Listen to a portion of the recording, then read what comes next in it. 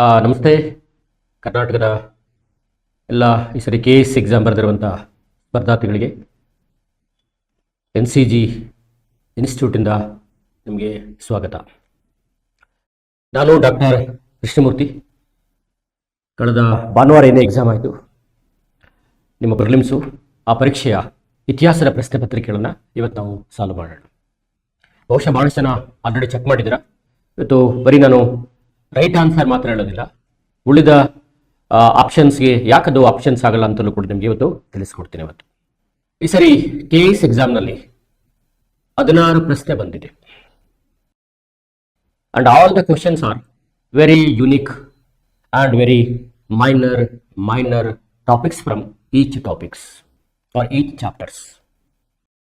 ನೀವು ಸೂಕ್ಷ್ಮವಾಗಿ ಗಮನಿಸಿ ನೋಡಿ, ಇಂದಿನ ಪ್ರಶ್ನೆ ಪತ್ರಿಕೆಗಳಲ್ಲಿ ಕೇಳಿರುವಂಥ ಪ್ರಶ್ನೆಗಳಿಗೂ ಇತ್ತೀಚೆಗೆ KPSC ಕೇಳ್ತಿರುವಂತಹ ಪ್ರಶ್ನೆಗಳಿಗೂ ಸಾಕಷ್ಟು ವ್ಯತ್ಯಾಸ ಇದೆ. It is very similar to the UPSC prelims. UPSC ಮಾಡೆಲ್ನಲ್ಲೇ ಪ್ರಶ್ನೆಯನ್ನು ಕೇಳಿದ್ದಾರೆ. ಹಾಗಾಗಿ ನೀವು ಓದುವ ಕ್ರಮವೂ ಕೂಡ ಇನ್ನು ಮುಂದೆ ಚೇಂಜಸ್ ಆಗುತ್ತೆ. ಮೊದಲು ಏನು ತಾವು ಓದ್ತಾ ಇದ್ರಿ, ಬರೀ ಪೊಲಿಟಿಕಲ್ ಹಿಸ್ಟ್ರಿ ಓದ್ತಿದ್ರಲ್ವಾ, ಈಗ ಸ್ವಲ್ಪ ಬೇರೆ ಬೇರೆ ಆಯಾಮಗಳನ್ನು ಕೂಡ ತಾವು ಚೆಕ್ ಮಾಡ್ಕೋಬೇಕು. ಹಾಗಾಗಿ ಇವತ್ತು ಒಂದಷ್ಟು ಕ್ವಶನ್ಸ್ ಅನ್ನ ಚೆಕ್ ಮಾಡೋಣ. ಬನ್ನಿ, ಕ್ವಶನ್ಸ್ ಅಲ್ಲಿ ಹೇಗಿದೆ ಅಂತ ಇವತ್ತು ನಾವು ಡಿಸೈಡ್ ಮಾಡೋಣ. Okay, KS prelims paper first history question paper analysis. ನಿಮಗೆ ಕ್ವಶನ್ ಪೇಪರ್ಲಿ D ಸೀರೀಸ್ ಅಲ್ಲಿ ಬರುವಂಥ ಕ್ವಶನ್ಸ್ ಅನ್ನ ತಗೊಂಡಿದ್ದೀನಿ. ಹಾಗಾಗಿ ಇದ್ರ ಬಗ್ಗೆ ಇವತ್ತು ಚೆಕ್ ಮಾಡ್ತಾ ಹೋಗೋಣ. D ಸೀರೀಸ್ ಅಲ್ಲಿ ಪ್ರಶ್ನೆ ಪ್ರಾರಂಭವಾಗೋದು 24ನೇ ಪ್ರಶ್ನೆಯಿಂದ ಆರಂಭವಾಗುತ್ತೆ. Okay, first one, consider the following statements ಅಂತ ಇದೆ. ಈ ಹೇಳಿಕೆಗಳನ್ನು ಪರಿಶೀಲಿಸಿ ಅಂತ. Option A, Moidams the mound burial system of Ahom dynasty is UNESCO world heritage site. Moidams Ahom ರಾಜಮನೆತನದ ದಿಬ್ಬದ ಸಮಾಧಿ ವ್ಯವಸ್ಥೆಯು ಯುನೆಸ್ಕೋದ ಪಾರಂಪರಿಕ ತಾಣವಾಗಿದೆ ಅಂತ ಕೊಟ್ಟಿದ್ದಾರೆ. ಇದು ಮೊದಲನೇ ಸ್ಟೇಟ್ಮೆಂಟ್. ಎರಡನೇದು, sacred ensembles of the Hoysalas is a UNESCO world heritage site ಅಂತ. ಹೊಯ್ಸಳರ ಧಾರ್ಮಿಕ ಸಮಷ್ಟಿಯು ಯುನೆಸ್ಕೋದ ಪಾರಂಪರಿಕ ತಾಣವಾಗಿದೆ. ಇದು ಎರಡನೇ ಆಪ್ಷನ್ಸ್ ಇದೆ. ಮೂರನೇದು, Mahabodhi temple complex at Bodh Gaya is yet to be declared as a UNESCO World Heritage Site ಅಂತ ಇದೆ. ಬೋಧಗಯದಲ್ಲಿರುವ ಮಹಾಬೋಧಿ ದೇವಾಲಯ ಸಂಕೀರ್ಣವು ಅಥವಾ ಕಾಂಪ್ಲೆಕ್ಸ್ ಯುನೆಸ್ಕೋದ ಪಾರಂಪರಿಕ ತಾಣವೆಂದು ಇನ್ನಷ್ಟು ಘೋಷಿಸಬೇಕಿದೆ. ಇನ್ನು ಘೋಷಣೆ ಆಗಿಲ್ಲ ಅಂತ ಈ ಸ್ಟೇಟ್ಮೆಂಟ್ ನಮಗೆ ತಿಳಿಸಿಕೊಡುತ್ತೆ. ಸೊ ಪ್ರಶ್ನೆಗಳನ್ನ ಸೂಕ್ಷ್ಮ ಗಮನಿಸಿ. ಎಲ್ಲ ವರ್ಲ್ಡ್ ಹೆರಿಟೇಜ್ ಸೈಟ್ ಬಗ್ಗೆ ಪ್ರಶ್ನೆ ಕೇಳಿದ್ದಾರೆ. ಈಗ ಪ್ರಶ್ನೆದ ಆಪ್ಷನ್ ಚೆಕ್ ಮಾಡೋಣ. Moidams, okay, the mount burial system of Ahom dynasty is a UNESCO world heritage site. ಈ ವಾಕ್ಯ ಸರಿನಾ ತಪ್ಪಾ ಅಂತ ನೀವು ಚೆಕ್ ಮಾಡ್ಕೋಬೇಕು. ಇದು ಸರಿಯಾದಂತ ಹೇಳಿಕೆ. ಈ ಸ್ಟೋಪ್ ಮಾಡಬೇಕು ನಿಮಗೆ ಮೂರು ಕೂಡ ಯಾವ ವರ್ಷ ವಿಶ್ವ ಪಾರಂಪರಿಕ ಪಟ್ಟಿಗೆ ಸೇರ್ಪಡೆಯಾದು ಅಂತ ನಿಮಗೆ ಗೊತ್ತಿರಬೇಕು. ನೋಡಿ, ಮೊದಲೇದು ಆಪ್ಷನ್ ಎ ಇದೆಯಲ್ಲ, it declared in July 2024 as a world heritage site. ಇದು ವಿಶ್ವ ಪಾರಂಪರಿಕ ಪಟ್ಟಿಯಿಂದ ಡಿಕ್ಲೇರ್ ಆಗಿದ್ದು ಜುಲೈ ತಿಂಗಳು 2024.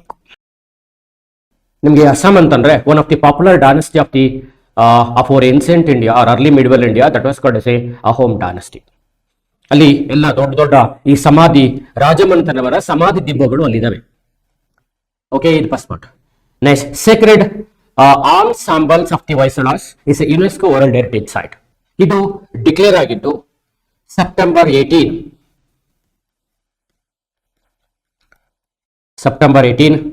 2023. ಹೊಯ್ಸಳರ ದೇವಸ್ಥಾನಗಳು ವಿಶ್ವ ಪಾರಂಪರಿಕ ಪಟ್ಟಿಗೆ ಸೇರ್ಪಡೆಯಾಗಿದ್ದು ನಮಗೆ 2023ರಲ್ಲಿ ಅದು ಡಿಕ್ಲೇರ್ ಆಯಿತು. Okay, next, Mahabodhi temple complex at Bodh Gaya is head to be declared as UNESCO world heritage site ಅಂತ ಇದೆ. ಇನ್ನು ಕೂಡ ಘೋಷಣೆ ಆಗಬೇಕಾಗಿದೆ ಅಂತ ಇದೆ. This is the wrong statement.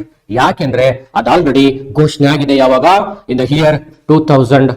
Okay, 2002ರಲ್ಲಿ ಅದು ಘೋಷಣೆ ಆಗಿದೆ. ಹಂಗಾಗಿ ಸ್ಟೇಟ್ಮೆಂಟ್ ಘೋಷಣೆ ಆಗಬೇಕಿದೆ, ಆಗಿಲ್ಲ, ಘೋಷಣೆ ಈಗಾಗಲೇ ಆಗಿದೆ. ಹಂಗಾಗಿ ಪೂರ್ಣ ಪ್ರಮಾಣದ ಸರಿ ಹೇಳಿಕೆಗಳು ಅಂತಂದ್ರೆ ಆಪ್ಷನ್ ಎ, ಆಪ್ಷನ್ ಬಿ ಎರಡೂ ಕೂಡ ಸರಿ ಇದೆ. ಇದು ಆಲ್ರೆಡಿ ಡಿಕ್ಲೇರ್ ಆಗಿದೆ. ಇಲ್ಲಿ ವಾಕ್ಯ ಸರಿಯಾಗಿದ್ದಕ್ಕೋಸ್ಕರ ಇದು ನಾವು ಕನ್ಸಿಡರ್ ಮಾಡಕ್ ಬರಲ್ಲ. ಹಾಗಾಗಿ ನೀವು ಆಪ್ಷನ್ ಎ ಮತ್ತು ಬಿ ಅಂತ ಹಾಕಿ. ಸೊ ನಿಮ್ಗೆ ಆಪ್ಷನ್ ಏನು ಚೆಕ್ ಮಾಡಿ. ಆಯ್ತಾ?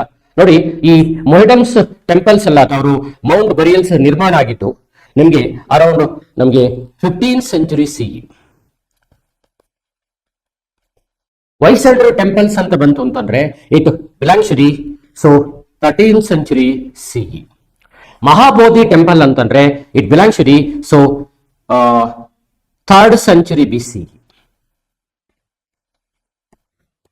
ಯಾಕೆಂದ್ರೆ ಈ ಮಹಾಬೋಧಿ ಟೆಂಪಲ್ ಅನ್ನ ನಿರ್ಮಾಣ ಮಾಡಿದವನೇ ಅಶೋಕ, ಮೌರ್ಯ ರಾಜ ಅಶೋಕ. ನೋಡಿ, ಒಂದು 15ನೇ ಶತಮಾನ, ಇನ್ನೊಂದು 13ನೇ ಶತಮಾನ, ಇನ್ನೊಂದು ಕ್ರಿಸ್ತ ಪೂರ್ವ 3ನೇ ಶತಮಾನ ಅಂದ್ರೆ ಮೌರ್ಯರ ಕಾಲದ ರಾಜ ಅಶೋಕನ ಕಾಲದಲ್ಲಿ ಇದು ನಿರ್ಮಾಣ ಆಗಿತ್ತು. ಹಾಗಾಗಿ ನೀವು ಆಪ್ಷನ್ ಯಾವ್ದನ್ನ ಚೂಸ್ ಮಾಡ್ಬೇಕು ಅನ್ನೋದಾದ್ರೆ ಏದನ್ನ ಚೂಸ್ ಮಾಡಿ. ಇದಿಷ್ಟು ನಿಮಗೆ ಕಂಡು ಬರುವಂತದ್ದು. ನೋಡಿ, ಇಲ್ಲಿ ಆಮೇಲೆ ಹೊಯ್ಸಳರ ಟೆಂಪಲ್ ಅನ್ನ ಕುರಿತು ಮಾತನಾಡ್ಬೇಕಾರೆ ಸುಮ್ಮನೆ ಮಾತಾಡ್ಕೊಂಡು ಹೋಗ್ತೀವಿ. ನೋಡಿ, ಕೇಳಿದ್ರೆ ನೋಡಿ, Sacred ensembles of the Hoysalas ಅಂತ ಕರೀತಾರೆ. ಸೇಕ್ರೆಡ್ ಆನ್ಸಾಂಬಲ್ಸ್ ಅಂತಂದ್ರೆ ಇಟ್ ಇಂಡಿಕೇಟೆಡ್ ಅದರ ಸೆಲ್ ಅಂತ ಅರ್ಥ. ಓಕೆ, ಸೆಲ್ ಅಂದ್ರೇನೋ ಸ್ಯಾಂಟಮ್ ಅಂತ ಕರಿತೀವಿ, ಅಂದ್ರೆ ಗರ್ಭಗೃಹ ಅಂತ ಅರ್ಥ. ಇದೇ ದೇವಸ್ಥಾನದ ಆನ್ಸಂಬಲ್, ಪವಿತ್ರವಾದ ಜಾಗ ಯಾವುದು ಅಂತಂದ್ರೆ ದೇವರನ್ನ ಕೂರಿಸಿದಾರಲ್ಲ ಅದನ್ನ ಗರ್ಭಗೃಹ ಅಂತ ಕರೀತಾರೆ. ಇದನ್ನು 3 ಹಂತದಲ್ಲಿ ಕಾಣ್ತೀವಿ. ಯಾಕೆಂದ್ರೆ ಒಂದು, it represented the star shaped, ಇದು ನಕ್ಷತ್ರಾಕಾರದ ತಳೆಯಲ್ಲಿದೆ. ಯಾವುದು? ಸೀಕ್ರೆಡ್ ಆನ್ಸಂಬಲ್ಸ್. ಎರಡನೇದು ಪ್ರದಕ್ಷಿಣ ಪಥವನ್ನ ಒಳಗೊಂಡಿದೆ. ಪ್ರದಕ್ಷಿಣ ಪಥವನ್ನ ಒಳಗೊಂಡಿದೆ. ಔಟ್ಸೈಡ್ ಪ್ರದಕ್ಷಿಣ ಪಥ, ನಾಟ್ ಇನ್ಸೈಡ್ ಪ್ರದಕ್ಷಿಣ ಪಥ. ನಮ್ಮ ಗಮನದಲ್ಲಿ ಇದು ಪ್ರದಕ್ಷಿಣ ಪಥ ಹೊರಭಾಗದಲ್ಲಿದೆ ಹೊರತು ಒಳಭಾಗದಲ್ಲಿಲ್ಲ. ಆಮೇಲೆ ಈ ಪ್ರದಕ್ಷಿಣ ಪಥದ ಸುತ್ತಲೂ ಏನು ದೇವರನ್ನ ಕೂರಿಸಿದ ಗರ್ಭಗೃಹ ಸುತ್ತಲೂ ಕೂಡ ನಮಗೆ ಧಾರ್ಮಿಕ ಮಹಾಕಾವ್ಯಗಳ ಶಿಲ್ಪಗಳನ್ನ ನಾವು ಕಾಣ್ತೀವಿ. ಸ್ಕಲ್ಪ್ಚರ್ಸ್ ಆಫ್ ಎಪಿಕ್ಸ್, ಮಹಾಕಾವ್ಯ, ರಾಮಾಯಣ ಮತ್ತು ಮಹಾಕಾವ್ಯದ ಗುರುತಿಸ್ಕೊಳ್ತೀವಿ. ಈ 3 ಸೇರಿಸಿದೆ ಕರೆದವು ಸೇಕ್ರೆಡ್ ಆನ್ಸಾಂಬಲ್ಸ್ ಅಂತ ಕರೀತಾರೆ. ಪವಿತ್ರ ಧಾರ್ಮಿಕ ಕೇಂದ್ರ ಅಥವಾ ಸಮಷ್ಟಿ ಅಂತ ಅರ್ಥ. ಅಂದ್ರೆ 3 ಕೂಡ ಸಮಷ್ಟಿಂದು 3 ಕೂಡ ಒಳಗೊಂಡಿರೋದು ಅಂತ ಅರ್ಥ. ಹಾಗಾಗಿ 3ನ ಚೆಕ್ ಮಾಡಿಲ್ಲ, 24ನೇ ಆಪ್ಷನ್ಸ್ ಬಂತು ಅಂದ್ರೆ should go through the option A. ಬಹುಶಃ ನಮ್ಗೆ ಅರ್ಥ ಆಯ್ತು ಅಂತ ಅನ್ಸುತ್ತೆ, ಚೆಕ್ ಮಾಡ್ಕೊಳ್ಳಿ. ಈಗ 24ನೇ ಕ್ವಶನ್ ಆಯ್ತು. ಈಗ ಮುಂದಿನ ಪ್ರಶ್ನೆ 62ನೇ ಪ್ರಶ್ನೆ ಈಗ ಹೋಗೋಣ. ಈಗ ನಿಮ್ಮ ಡಿ ಸೀರೀಸ್ ಅಲ್ಲಿ 62ನೇ ಪ್ರಶ್ನೆ. Consider the following statements about Rajaram Mohan Roy. Rajaram Mohan ರಾಯ್ಗೆ ಸಂಬಂಧಿಸಿದ ಹೇಳಿಕೆಗಳನ್ನ ಪರಿಶೀಲಿಸಿ. ಈ ರೋಡ್ ತುವಾಫತುಲ್ ಮುಹಾವುದ್ದೀನ್ ಇನ್ ಪರ್ಷಿಯನ್ ಅಂತ ಇದೆ. ಇದು ರೈಟಾ ರಾಂಗ್ ಅಂತ ನೋಡ್ಬೇಕು. ಸರಿಯಾಗಿ ಓದ್ದರಿಗೆ ಸ್ಪಷ್ಟವಾಗಿ ಒಂದೇ ಕ್ಷಣದಲ್ಲಿ ಚೂಸ್ ಮಾಡ್ತೀರಾ.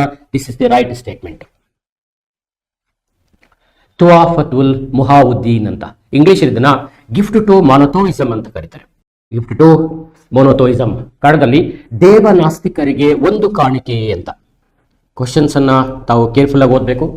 ಕೇರ್ಫುಲ್ ಆಗಿ ಓದಿ ಪ್ರತಿ ವಾಕ್ಯಗಳನ್ನ ಗಮನ ಇಟ್ಟು ಓದಿ ಪ್ರಶ್ನೆ ಆಯ್ಕೆಯನ್ನು ಮಾಡಬೇಕೇ ಹೊರತು ದಿಢೀರ್ ಅಂತ ವಾಕ್ಯಗಳನ್ನ ನೀವು ನಿರ್ಧಾರ ಮಾಡಬಾರ್ದು. ಬಹಳ ಜನ ಓದಿರುವ ಆತರದಲ್ಲಿ ಏನ್ ಮಾಡ್ತಾರೆ, ಸುಮ್ಮನೆ ಒಂದ ತಕ್ಷಣ ರೈಟ್ ಮಾಡ್ಬಿಡ್ತಾರೆ. ಆ ಥರ ಮಾಡಬಾರ್ದು. ಅದು ಮುಂದೆ ನಿಮಗೆ ಸಮಸ್ಯೆಗೆ ದಾರಿ ಮಾಡಿಕೊಡುತ್ತೆ. ಇದು ಪರ್ಷಿಯಾ ಭಾಷೆಯಲ್ಲಿ ಬರೆದಂತ ಧಾರ್ಮಿಕ ಲೇಖನ.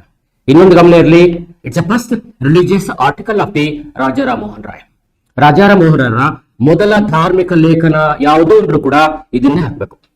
ತುವಾಫತುಲ್ ಮುಹಾವುದ್ದೀನ್ ಅಥವಾ ಇಂಗ್ಲಿಷ್ ಅಲ್ಲಿ ಗಿಫ್ಟ್ ಟು ಮೊನೊಥೋಯಿಸಮ್ ಅಂತ ಅರ್ಥ. ದೇವನಾಸ್ತಿಕರಿಗೆ, ಯಾರು ದೇವ್ರು ನಂಬ್ತಿರ್ಲಿಲ್ಲ ಅಂತವರಿಗೆ ದೇವರು ಅನ್ನೋದನ್ನ ಕುರಿತು ಅವರು ಸ್ಪಷ್ಟಪಡಿಸಿದ್ದು.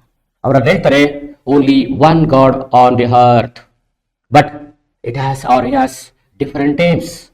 ದೇವರು ಒಬ್ಬನೇ, ಅವನಿಗೆ ಹಲವಾರು ನಾಮಗಳಿವೆ ಅಂತ, ನಾವು ಆ ನಾಮಗಳನ್ನ ಗುರುತಿಸ್ಕೊಂಡಿದ್ದೀವಿ ಅಂತ ಈ ಒಂದು ಆರ್ಟಿಕಲ್ ಅವರು ಸ್ಪಷ್ಟಪಡಿಸ್ತಾರೆ. ಅಂದ್ರೆ ಒಬ್ಬ ದೇವರನ್ನ ಪೂಜಿಸಿ ಅಂತ ಅರ್ಥ. Worship of the only one god ಅನ್ನೋದು ಈ ಕಾನ್ಸೆಪ್ಟ್ ನ ಅರ್ಥ. ಹಾಗಾಗಿ ಮೊದಲನೇ ವಾಕ್ಯ ಸರಿ ಇದೆ. Next, he applied monotheism in the Vedas ಅಂತ ಇದೆ. ಇವರು ವೇದಗಳ ಏಕದೇವತಾವಾದವನ್ನ ಎತ್ತಿ ಹಿಡಿದಿದ್ದಾರೆ. ಇದು ಕೂಡ ಇವರ ಸರಿಯಾದಂತ ಹೇಳಿಕೆಯಾಗಿದೆ. It also right statement. Next, ಯಾಕೆಂದ್ರೆ ಅವರು ವೇದಗಳನ್ನ ವ್ಯಾಖ್ಯಾನ ಮಾಡಿದ ರೀತಿಯೇ ಬೇರೆಯಾಗಿತ್ತು. ವೇದಗಳಲ್ಲಿ ಬೇರೆ ಬೇರೆ ದೇವರುಗಳ ಹೆಸರು ಪ್ರಸ್ತಾಪ ಆಗಿದ್ರು ಕೂಡ ಅವರೆಲ್ಲ ಒಂದೇ ಅನ್ನುವ ಅರ್ಥದಲ್ಲಿ ಅವ್ರು ಗುರುತಿಸಿಕೊಂಡಿದ್ದಾರೆ. ಹಾಗಾಗಿ ಇದು ಕೂಡ ನಮಗೆ ಸರಿಯಾದಂತಹ statement. Next, he founded the servants of Indian society. ಇಲ್ಲಿ ಸ್ವಲ್ಪ ತಾವು ಚೆಕ್ ಮಾಡ್ಕೋಬೇಕು. ಅರ್ಥ ಆಯ್ತಾ? ಇವರು ಸರ್ವೆಂಟ್ಸ್ ಆಫ್ ಇಂಡಿಯನ್ ಸೊಸೈಟಿಯನ್ನ ಸ್ಟಾರ್ಟ್ ಮಾಡಿದ್ರು ಅಂತ ಅರ್ಥ. ಇದು wrong statement. It was not a founder of the servants of Indian society. It was started in 1905. 1905ರಲ್ಲಿ ಸರ್ವೆಂಟ್ಸ್ ಆಫ್ ಇಂಡಿಯನ್ ಸೊಸೈಟಿ ಅನ್ನೋದು ಆರಂಭವಾಯಿತು by the G.K. Gokhale, Gopalakrishna Gokhale ಭಾರತೀಯ ಯುವಕರಿಗೆ ರಾಷ್ಟ್ರೀಯ ಚಳವಳಿಗೆ ತಯಾರು ಮಾಡೋದಕ್ಕೋಸ್ಕರ ಪ್ರಾರಂಭಿಸಿದಂತ ಸಂಘಟನೆ ಅಂತಂದ್ರೆ servants of Indian society in 1905. ಹಾಗಾಗಿ ಇದು ರಾಂಗ್. ನೆಕ್ಸ್ಟ್, ಈ supported the cos of the freedom, liberty, democracy and nationalism ಅಂತ ಇದೆ. ಇವರು ಸ್ವಾತಂತ್ರ್ಯ, ಉದಾರವಾದ, ಪ್ರಜಾಪ್ರಭುತ್ವ, ರಾಷ್ಟ್ರೀಯತೆಯನ್ನು ಬೆಂಬಲಿಸಿದ್ರು. ಒಂದು ತಿಳ್ಕೊಳ್ಳಿ, ಇಷ್ಟು ಕೂಡ ಪಾಶ್ಚಿಮಾತ್ಯ ಚಿಂತನೆಗಳಿಂದ ಅವರು ಎರವಲು ಪಡ್ಕೊಂಡಂತ ಅಂಶಗಳು. ಪಾಶ್ಚಿಮಾತ್ಯ ಗ್ರಂಥಗಳನ್ನು ಬಹಳಷ್ಟು ಓದಿದ್ರು. ಆ ಗ್ರಂಥಗಳಿಂದಾಗಿ ಇವೆಲ್ಲವೂ ಕೂಡ ಅವ್ರ ಮೇಲೆ ಪರಿಣಾಮವನ್ನು ಉಂಟು ಮಾಡಿದ್ದು. ಹಾಗಾಗಿ ಈ ಮೊದಲ ಎ, ಬಿ ಮತ್ತು ಡಿ ಮೂರೂ ಕೂಡ ಸರಿಯಾದಂತ ಸ್ಟೇಟ್ಮೆಂಟ್. ಹಾಗಾಗಿ ಯಾವುದಕ್ಕೆ ಹೋಗ್ಬೇಕು? ಆಪ್ಷನ್ 2ಗೆ ಹೋಗ್ಬೇಕು ನೀವು. Okay, this is the important steps. ಇದು 62ನೇ ಪ್ರಶ್ನೆ ಅಂತಂದ್ರೆ ನಿಮಗೆ ಗೊತ್ತಿರಬೇಕಾದಂತ ಮಾಹಿತಿಗಳು. ನೆಕ್ಸ್ಟ್, ಮುಂದೆ ಪ್ರಶ್ನೆಗೆ ಹೋಗೋಣ. 62 ಆಯ್ತು. ಈಗ 63ನೇ ಪ್ರಶ್ನೆಗೆ ನಾವು ಎಂಟ್ರಿ ಆಗೋಣ. ಓಕೆ, ಈಗ ಇದು ಕೂಡ ಮಾಡರ್ನ್ ಹಿಸ್ಟರಿಗೆ ಸಂಬಂಧಪಟ್ಟಂತ ಪ್ರಶ್ನೆ. ಸ್ವಲ್ಪ ಇದು ಯೋಚನೆ ಮಾಡಿ ನೀವು ವಾಕ್ಯ ಮಾಡಬೇಕಾಗುತ್ತೆ. ಹೂ among us the following women revolutionaries at the age of the 15 years along with their associates shoot Comilla district magistrate Stevens to death. She also joined the revolutionary Jugantar party. In 1939, she was released as per the amnesty treaty between the government and Mahatma Gandhi ji.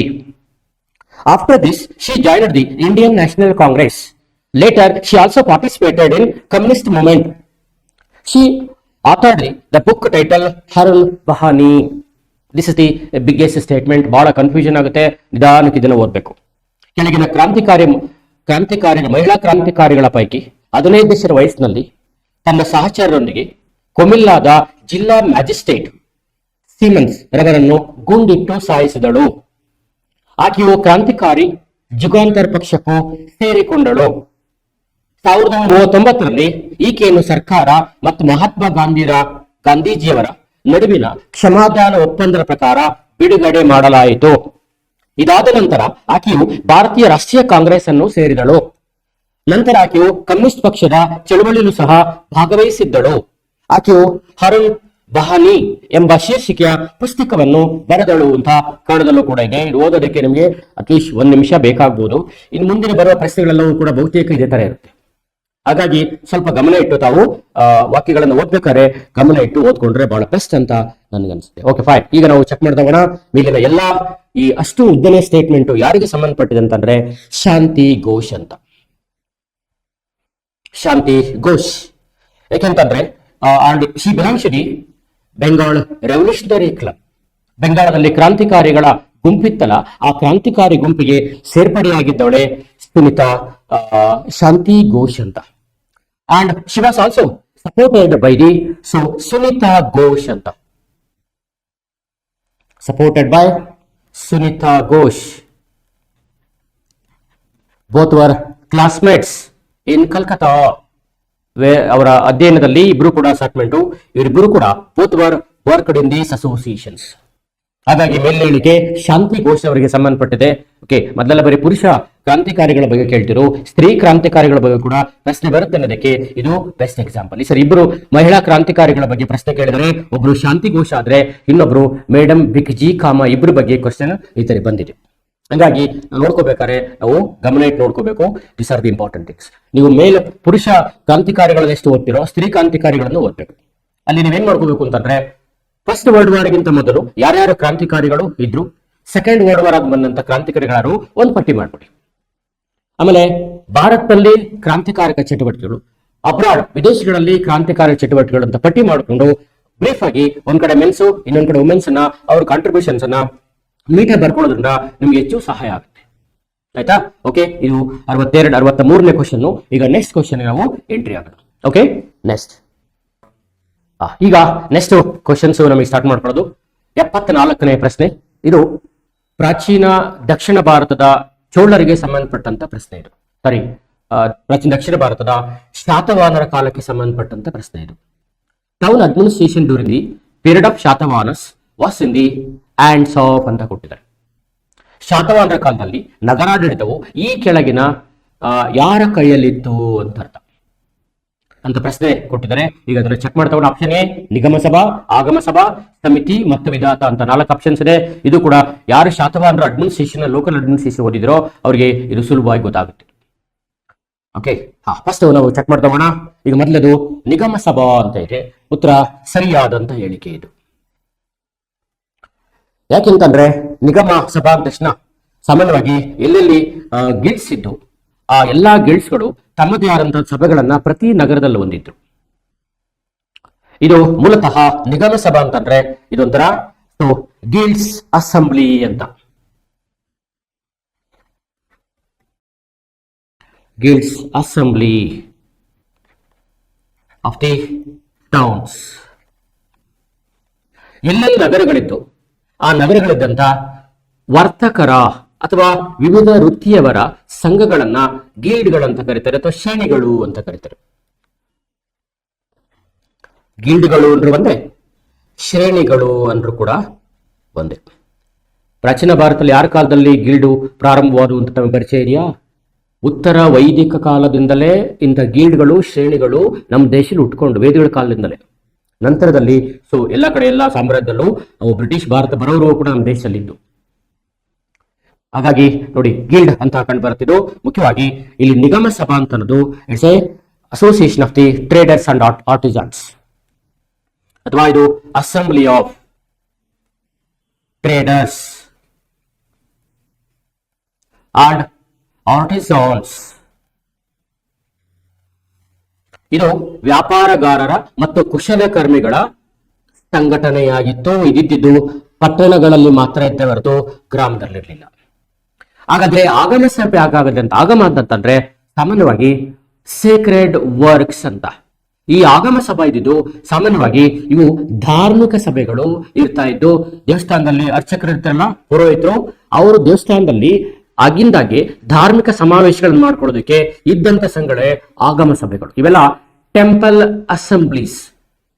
ದೇವಸ್ಥಾನದಲ್ಲಿ ಅಥವಾ ಪವಿತ್ರ ಸ್ಥಳಗಳಲ್ಲಿ ಅಲ್ಲಿ ಯಾರು ಪುರೋಹಿತ ಅವರಿದ್ದರು ಅವರಿಂದ ಅಸ್ತಿತ್ವಕ್ಕೆ ಬಂದ ಸಭೆಗಳು ಅಂತಂದ್ರೆ ಆಗಮ ಸಭೆಗಳು ಅಂತ ಕರಿತೀವಿ. ಇವು ಹೆಚ್ಚು ಕಂಡು ಬಂದಿದ್ದು ಪ್ರಾಚೀನ ಚೋಳರು, ಚೇರರು, ಪಾಂಡ್ಯರು ಮತ್ತು ಪಲ್ಲವರ ಕಾಲದಲ್ಲಿ ಇಂಥ ಆಗಮ ಸಭೆಗಳಿದ್ದು. ಮತ್ತು ಪ್ರಾಚೀನ ಗುಪ್ತರ ಕಾಲದಲ್ಲೂ ಕೂಡ ಆಗಮ ಸಭೆಗಳಿದ್ದು. ಆಗ ಇವು ಬ್ರಾಹ್ಮಣ ಪುರೋಹಿತರಿಗೆ ಸಂಬಂಧಪಟ್ಟದ್ದೇ ಹೊರತು ಇದು ಟೆಂಪಲ್ಗೆ, ಇದಕ್ಕೆ ಸರ್ಕಾರಕ್ಕೆ ಸಂಬಂಧಪಟ್ಟದ್ದಲ್ಲ. ಇದು ಸಮಿತಿ ಮತ್ತು ವಿಧಾತ ಅಂತ ಕಂಡು ಬರೋದು ವೇದಗಳ ಕಾಲದಲ್ಲಿದ್ದಂತಹ 2 ಪ್ರಧಾನವಾದಂತಹ ಅಸೆಂಬ್ಲಿಗಳು ಅಥವಾ ಸಮಿತಿಗಳು ಅಂತ ಕರೀತೀವಿ. ಸಮಿತಿ ಅಂತಂದ್ರೆ ಜನರಲ್ ಅಸೆಂಬ್ಲಿ, ಸಾಮಾನ್ಯ ಸಭೆ ಆಗಿದ್ರೆ ವಿಧಾತ ಅನ್ನೋದು ವಿಶೇಷ ಸಭೆಯಾಗಿತ್ತು. ಸಾಮಾನ್ಯವಾಗಿ ಸ್ತ್ರೀಯರು ಈ ಸಭೆಯಲ್ಲಿ ತಮ್ಮ ಪ್ರಾತಿನಿಧ್ಯವನ್ನ ಹೊಂದಿದ್ರು. ಅದಕ್ಕೋಸ್ಕರ ನೀವು ಯಾವ್ದು ಹಾಕ್ಬೇಕು ಅಂತಂದ್ರೆ ಆಪ್ಷನ್ ಎ ನಿಗಮ ಸಭೆಯನ್ನು ಹಾಕಿ, ಅದು ಸರಿಯಾದಂತ ಉತ್ತರ. ಓಕೆ, ನೆಕ್ಸ್ಟ್ ಇನ್ನೊಂದು ಪ್ರಶ್ನೆ ಅಂತಂದ್ರೆ ದಟ್ ಇಸ್ ಕಾಲ್ಡ್. ಆಮೇಲೆ ಈ ತರ ಸಮಯಗಳು ಬರೀ ನಗರಗಳಲ್ಲ, ಗ್ರಾಮೀಣ ಪ್ರದೇಶದಲ್ಲೂ ಕೂಡ ಈ ತರ ಸಂಘಟನೆಗಳು ಕೆಲಸ ಮಾಡ್ತಾ ಇದ್ದು.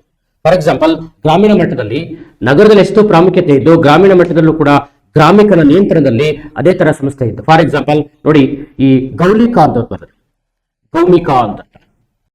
ಗೌಮಿಕಾ ಅಂತಂದ್ರೆ ಗ್ರಾಮದ ಮುಖ್ಯಸ್ಥ ಅಂತ, head of the village assembly. Okay, ಇವನು both head of the military regiment. ಈತ ಗ್ರಾಮೀಣ ಮಟ್ಟದ ಮಿಲಿಟರಿ ಮುಖ್ಯಸ್ಥನೂ ಆಗಿದ್ದ ಶಾತವಾಹನರ ಕಾಲದಲ್ಲಿ. ಅರ್ಥ ಆಯ್ತಾ? ಸಾಮಾನ್ಯವಾಗಿ ಈ ಮುಖ್ಯಸ್ಥನಿಗೆ ಏನೇನು ಫೆಸಿಲಿಟೀಸ್ ಇತ್ತು ಗೊತ್ತಾ ದಿನದಲ್ಲಿ ಈ ಗಾಮಿಕನಿಗೆ ಅಥವಾ ಗೌಮಿಕನಿಗೆ ಇದ್ದಂತ ಒಂದು ಹೆಡ್ ಆಫ್ ದಿ 9 ಚಾರಿಯಟ್ಸ್, 9 ರಥಗಳು ಇವನ್ ಕಂಟ್ರೋಲ್ ಆಗಿತ್ತು. ಅಂಡ್ ಆಲ್ಸೋ ಅರ್ಥ ಆಯ್ತಾ? ಇದಾದ್ಮೇಲೆ ನಮ್ಗೆ ಕಂಡುಬಾರ್ದು ಅಂತಂದ್ರೆ 9 ಎಲಿಫೆಂಟ್ಸ್ ಅನ್ನ ಇವನು ಹೊಂದಿದ್ದ, ಅಂದ್ರೆ ಆನೆಗಳಿಗೆ ಇವನ್ ಕಂಟ್ರೋಲ್ ಆಗಿದ್ದು. ಅದೇ ತರ ಇವನ ಹತ್ರ 25 ಕುದುರೆಗಳು ಇರ್ತಾ ಇತ್ತು. 25 ಕುದುರೆಗಳು ಜೊತೆಗೆ 45 ಜನ ಫುಟ್ ಸೋಲ್ಜರ್ಸ್, 45 ಜನ ಕಾಲು ದಳ ಸೈನಿಕರು. ಇದಕ್ಕೆಲ್ಲ ಮುಖ್ಯಸ್ಥ ಯಾರು ಅಂದ್ರೆ ಗೌಮಿಕ, ಶಾತವಾಹನರ ಕಾಲದಲ್ಲಿ. ನೋಡಿ, ಗ್ರಾಮೀಣ ಮಟ್ಟದಂತ ಗ್ರಾಮೀಣ ಮುಖ್ಯಸ್ಥನಿಗೆ ಇಷ್ಟೆಲ್ಲ ಇತ್ತು. ಹಂಗಾಗಿ ನಾವು ಮಿಲಿಟರಿ ಮುಖ್ಯಸ್ಥ ಅಂತ ಕರಿತೀವಿ. 9 ರಥಗಳು, 9 ಆನೆಗಳು, 25 ಕುದುರೆಗಳು, 45 ಕಾಳುಗಳ ಸೈನಿಕರು ಇವನ್ ಕಂಟ್ರೋಲ್ ಆಗಿದ್ರು. ಹಂಗಾಗಿ ಶಾತವಾಹನರ ಕಾಲದಲ್ಲಿ ಕೇಂದ್ರ ಸರ್ಕಾರದಲ್ಲಿ ಎಷ್ಟು ಪ್ರಗತಿ ಆಯ್ತೋ, ಪ್ರಾಂತೀಯ ಅಂದ್ರೆ ಗ್ರಾಮೀಣ ಮಟ್ಟ ಸರ್ಕಾರಗಳು ಕೂಡ ಅಷ್ಟೇ ವ್ಯವಸ್ಥಿತ ಆಡಳಿತವನ್ನು ಹೊಂದಿದ್ರೊಂದಿಗೆ ಅವರ ಶಾಸನದಲ್ಲಿ ಸಿಗುವಂತ ಮಾಹಿತಿಗಳು ಇದು ನಮ್ಗೆ ಎಲ್ಲಿ ಸಿಗುತ್ತೆ ಅಂತಂದ್ರೆ ನಾಸಿಕ್ ಶಾಸನ ಇವುಗಳ ಕುರಿತು ವಿವರವನ್ನ ಮಾಹಿತಿ ತಿಳಿಸ್ಕೊಡುತ್ತೆ. Okay, first part. ನೆಕ್ಸ್ಟ್ ಇನ್ನೊಂದು ಕ್ವಶನ್ ಹೋಗೋಣ. ಅಂದರ್ ದಟ್ ಈಸ್ 75ನೇ ಪ್ರಶ್ನೆ. During the period of the Cholas, ಚೋಳರ ಕಾಲದಲ್ಲಿ the landlords established local community associations for agriculture activities. The name of association is. ಚೋಳರ ಕಾಲದಲ್ಲಿ ಕೃಷಿ ಚಟುವಟಿಕೆಗಾಗಿ ಜಮೀನ್ದಾರರು ಸ್ಥಳೀಯವಾಗಿ ರಚಿಸಿಕೊಂಡಿದ್ದ ಸಾಮುದಾಯಿಕ ಸಂಘಕ್ಕೆ ಇದ್ದ ಹೆಸರು ಅಂತ ಇದೆ. ಫಸ್ಟ್ ಒನ್, ಸೊ ಅಲಂ ಗನಂ, ನಾನಾ ದೇಸಿ, ಚಿಟ್ಟರ ಮೇಲಿ ಮತ್ತು ಐನೂರ್ವಾರ್ ಅಂತ ಇದೆ. ಬಹಳ ಸುಲಭವಾಗಿ ಸ್ವಲ್ಪ ಯೋಚನೆ ಮಾಡಿದ್ರೆ ಆಮೇಲೆ ಬಹಳ ಜನ ಸೌತ್ ಇಂಡಿಯನ್ ಹಿಸ್ಟ್ರಿ ಕಡಿಮೆ ಓದ್ತಾರೆ.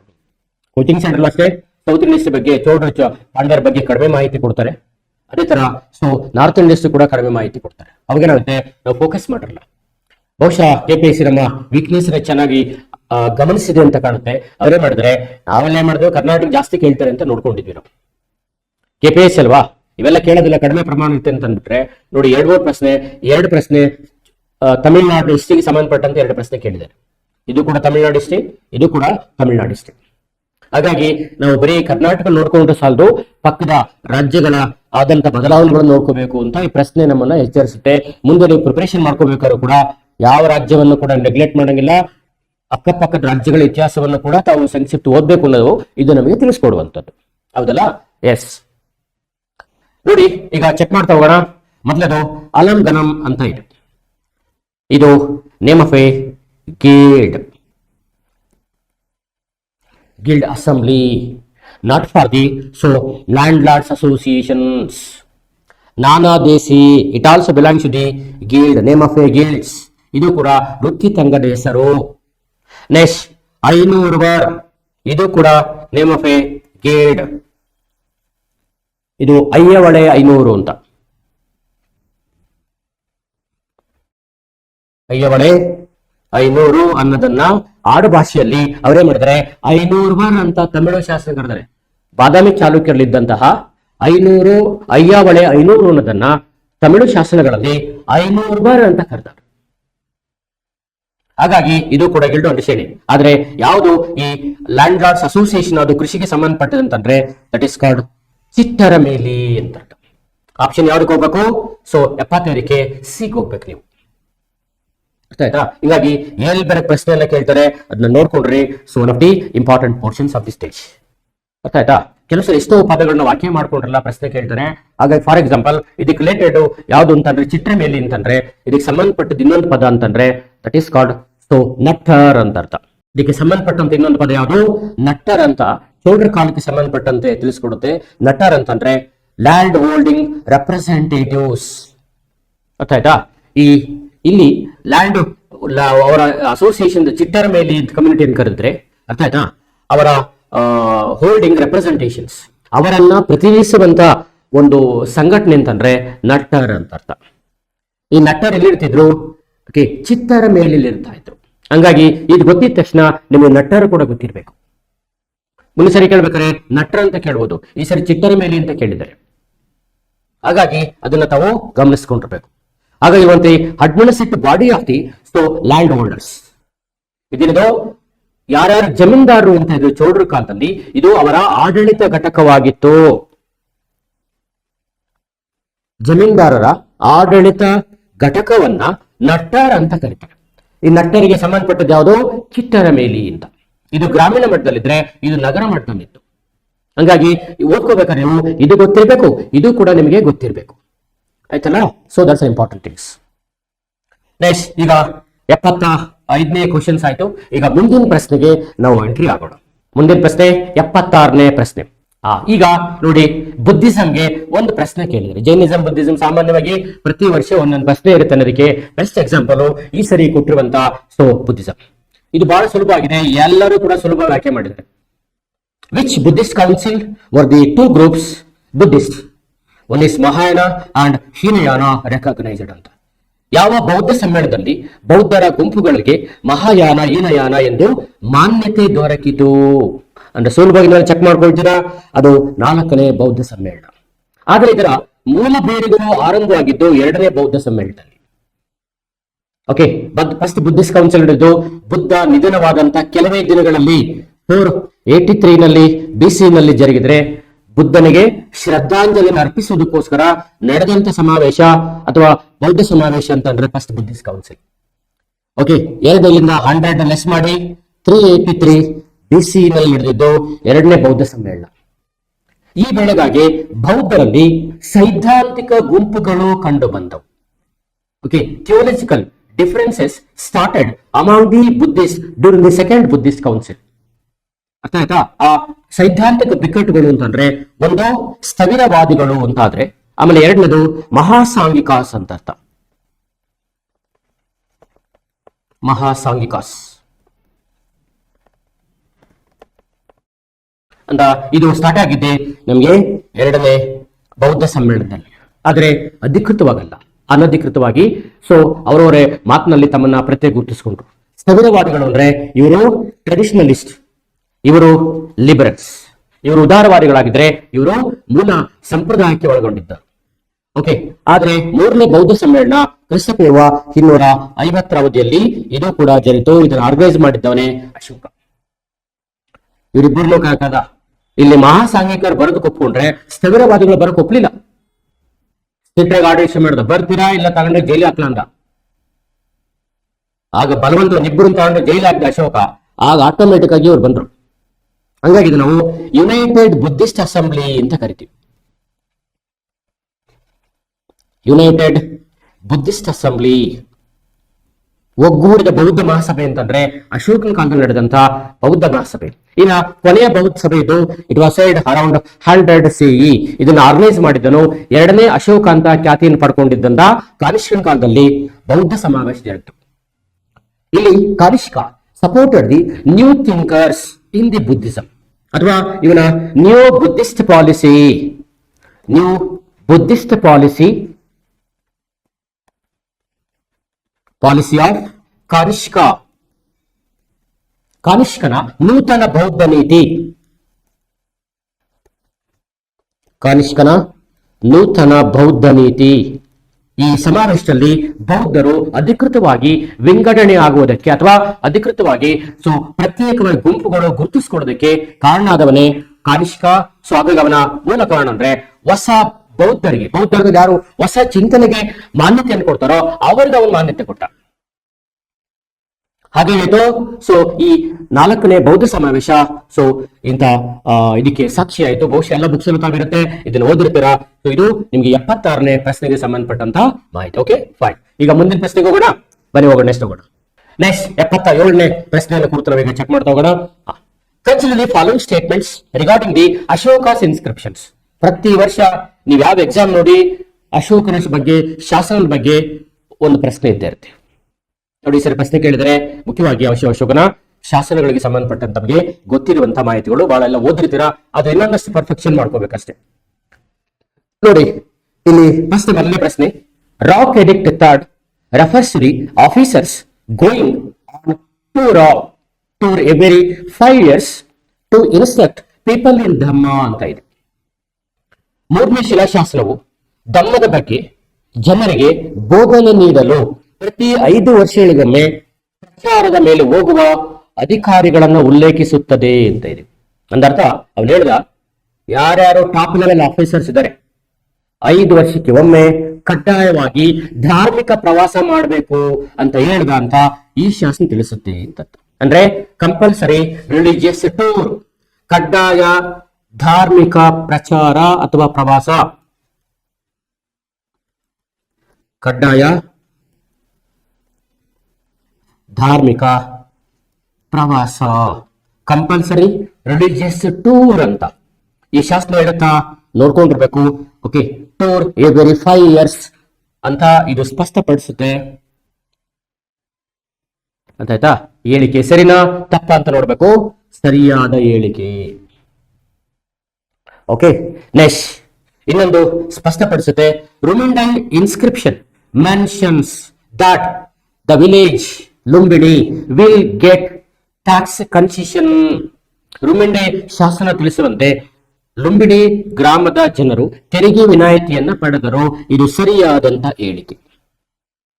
ಓಕೆ, ಇದು ಸರಿಯಾದಂತ ಹೇಳಿಕೆ. ಯಾಕೆಂದ್ರೆ ಇದು ಶಾಸನವನ್ನು ಹೊರಡಿಸಿದ್ದೆ ನಮಗೆ ಅಶೋಕರ ದಾಖಲಾತಿಗಳ ಪ್ರಕಾರ ಇನ್ ಅರೌಂಡ್ 249 BCE ಈ ಇನ್ಸ್ಟಾಲ್ಡ್ ದಿಸ್ ಪಿಲ್ಲರ್ ಇನ್ಸ್ಕ್ರಿಪ್ಷನ್. ಆಮೇಲೆ ಇದರ ಒಂದು ತಮಗೆ ಗೊತ್ತಿರಬೇಕು, ಈ ಶಾಸನದಲ್ಲಿ ಬುದ್ಧನ ಜನನದ ವರ್ಷ, ಬುದ್ಧನ ಹುಟ್ಟಿದ ಸ್ಥಳ, ಅರ್ಥ ಆಯ್ತಾ, ಬುದ್ಧನು ಯಾವ ರಾಜವಂಶಕ್ಕೆ ಸೇರಿದವನು, ಅವನ ಪೇರೆಂಟ್ಸ್ ಯಾರು, ಎಲ್ಲವನ್ನು ತಿಳಿಸುವಂತ ನಮಗೆ ಅಥೆಂಟಿಕ್ ಬುದ್ಧನ ಬಯೋಮೆಟ್ರಿಕ್ ಸಂಬಂಧಪಟ್ಟಂತೆ ಅಥೆಂಟಿಕ್ ಇನ್ಸ್ಕ್ರಿಪ್ಷನ್ ಆದ್ರೂ ಇತ್ತು ಅಂತಂದ್ರೆ ಅದು ರುಮಿಂಡೈ ಸ್ತಂಭ ಶಾಸನ. ಇವತ್ತು ನೇಪಾಳದ ಟೆರಾಯ್ ರಿಜಾನ್ ನಲ್ಲಿ ಈ ಶಾಸನ ನಮಗೆ ಕಂಡು ಬರುತ್ತೆ. ಟೆರಾಯ್ ಪ್ರಾಂತ್ಯ ಎಲ್ಲಿ ಬರುತ್ತಿದ್ದು? ನೇಪಾಳ. ಅಲ್ಲಿ ಈ ಶಾಸಕರೇ ಅಶೋಕ ಆ ಸ್ಥಳಕ್ಕೆ ಭೇಟಿ ಕೊಟ್ಟಿದ್ದ ಅಂತ ಸುಮಾರು ತನ್ನ ಅಧಿಕಾರ ಅವಧಿ ಆಡಳಿತದ 20ನೇ ವರ್ಷದಲ್ಲಿ ಇನ್ is 20th regnal year who visited the site Lumbini. Okay, next another one. Rock Edict 11th refers to the gift of Dhamma. Gift of Dhamma being the best of all gifts. ಎಲ್ಲಾ ಕೊಡುಗೆಗಳಿಗಿಂತ ಅತ್ಯುತ್ತಮವಾಗಿರುವ ಕೊಡುಗೆ ಅಂದ್ರೆ ಧಮ್ಮ ಅಂತ ಅಶೋಕ ತನ್ನ 11ನೇ ಶಾಸನದಲ್ಲಿ ಸ್ಪಷ್ಟಪಡಿಸ್ತಾನೆ. ಇದು ಕೂಡ ಸರಿಯಾದಂತ ಹೇಳಿಕೆ.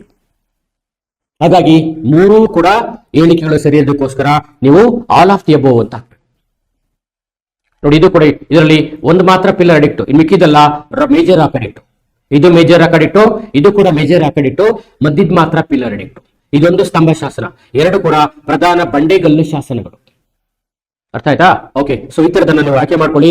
ಮೇಲೆ ಎಲ್ಲಾ ಕೇಳಲು ಸರಿಯಾದಂತ ಹೇಳಿಕೆಗಳಾಗಿವೆ. ಓಕೆ, ಈಗ ಬನ್ನಿ 78ನೇ ಪ್ರಶ್ನೆ ಏನಿದೆ ಅಂತ ಚೆಕ್ ಮಾಡೋಣ. Consider the following statements related to the Madam Bikji Kama. Madam Bhikaji Cama ಅವರಿಗೆ ಸಂಬಂಧಿಸಿದ ಹೇಳಿಕೆಗಳನ್ನು ಪರಿಶೀಲಿಸಿ ಅಂತ ಇದೆ. First option A, she is known as the mother of Indian revolution. ಈಕೆ ಭಾರತದ ಕ್ರಾಂತಿಕಾರಕ ತಾಯಿ ಅಥವಾ ಮಾತೃ ಅಂತ ಈಕೆಯನ್ನು ನಾವು ಪರಿಗಣಿಸಬಹುದು ಅಂತ ಸ್ಟೇಟ್ಮೆಂಟ್ ಕೊಟ್ಟಿದ್ದಾರೆ. It's absolutely right statement. ಕ್ರಾಂತಿಕಾರಕ ಮಹಿಳೆಯರಲ್ಲಿ ಇಂಥ ಮನೋಭಾವನೆಯನ್ನ ಪ್ರಚಾರ ಮಾಡಿದ್ದೆ ಮೇಡಮ್ ಬಿಕ್ಜಿ ಕಾಮ. ಮುಂದಿನ ಎಲ್ಲಾ ಮಹಿಳೆಯರಿಗೂ ಸ್ಫೂರ್ತಿಯಾದವರೇ ಇವರು. ಹಾಗಾಗಿ ಇವರನ್ನ ನಾವು ಭಾರತದ ಕ್ರಾಂತಿಕಾರಿ ಚಳವಳಿಯ ಮೊದಲ ಕ್ರಾಂತಿಕಾರಿ ಮಹಿಳೆ ಅಥವಾ ತಾಯಿ ಅಂತ ಹೇಳಿ ಗುರುತಿಸಿಕೊಂಡ್ವಿ. That's a right statement. Okay, next. ಈ 1907 he addressed the delegates at International Women's Conference. ಎಲ್ಲಿ ನಡೆದಿದ್ದು? ಪ್ಯಾರಿಸ್ ಅಲ್ಲಿ ನಡೆಯಿತು. And unfolded the Indian three-color flag with Vande Mataram written on the middle. Okay, ಇದು ಕೂಡ ಸರಿಯಾದಂತ ಹೇಳಿಕೆ.